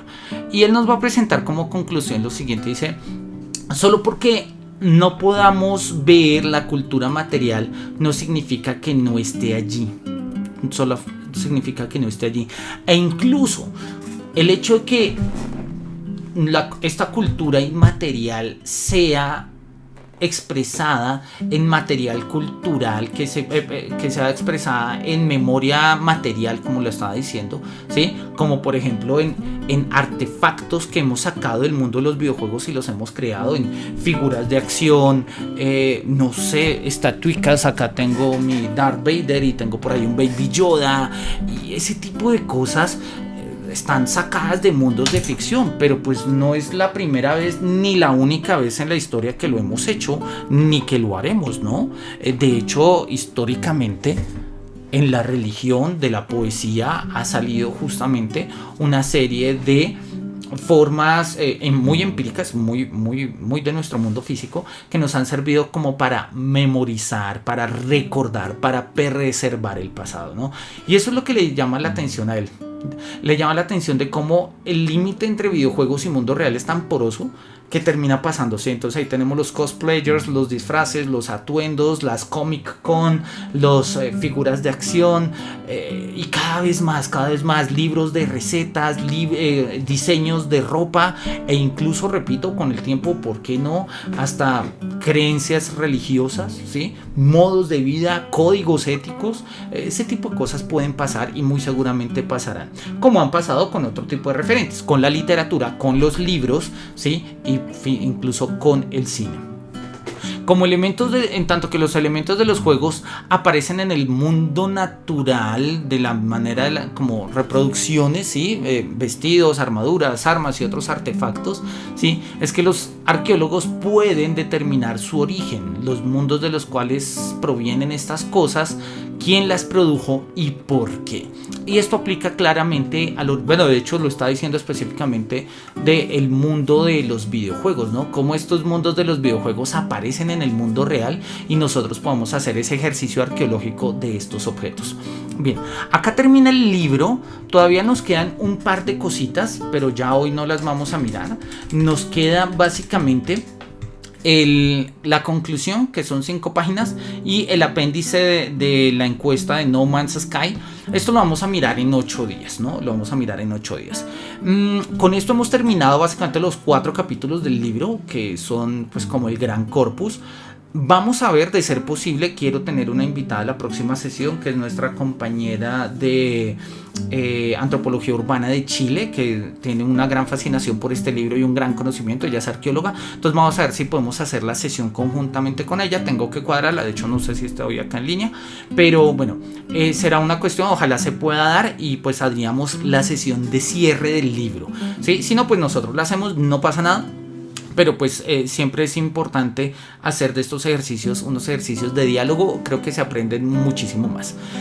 Por mi parte no es más, ya van a ser las 8 de la noche, llevamos 2 horas de seminario, muy juiciosos. Y ahí está arqueología urbana. Bueno, entonces pues te escribo en el transcurso de esta semana para ver cómo cuadramos y hacemos una sesión de cierre, la próxima sesión, que nos sirva pues como eso, para escuchar tu versión como arqueóloga, pues revisar todas las herejías que hemos dicho acá y pues pintar algunas líneas muy sugerentes que probablemente tendremos que seguir todavía, ¿no? Entonces, un placer que estés acá en este espacio. Un saludo hasta Chile desde esta fría capital de Colombia, Bogotá, que hoy está haciendo frío.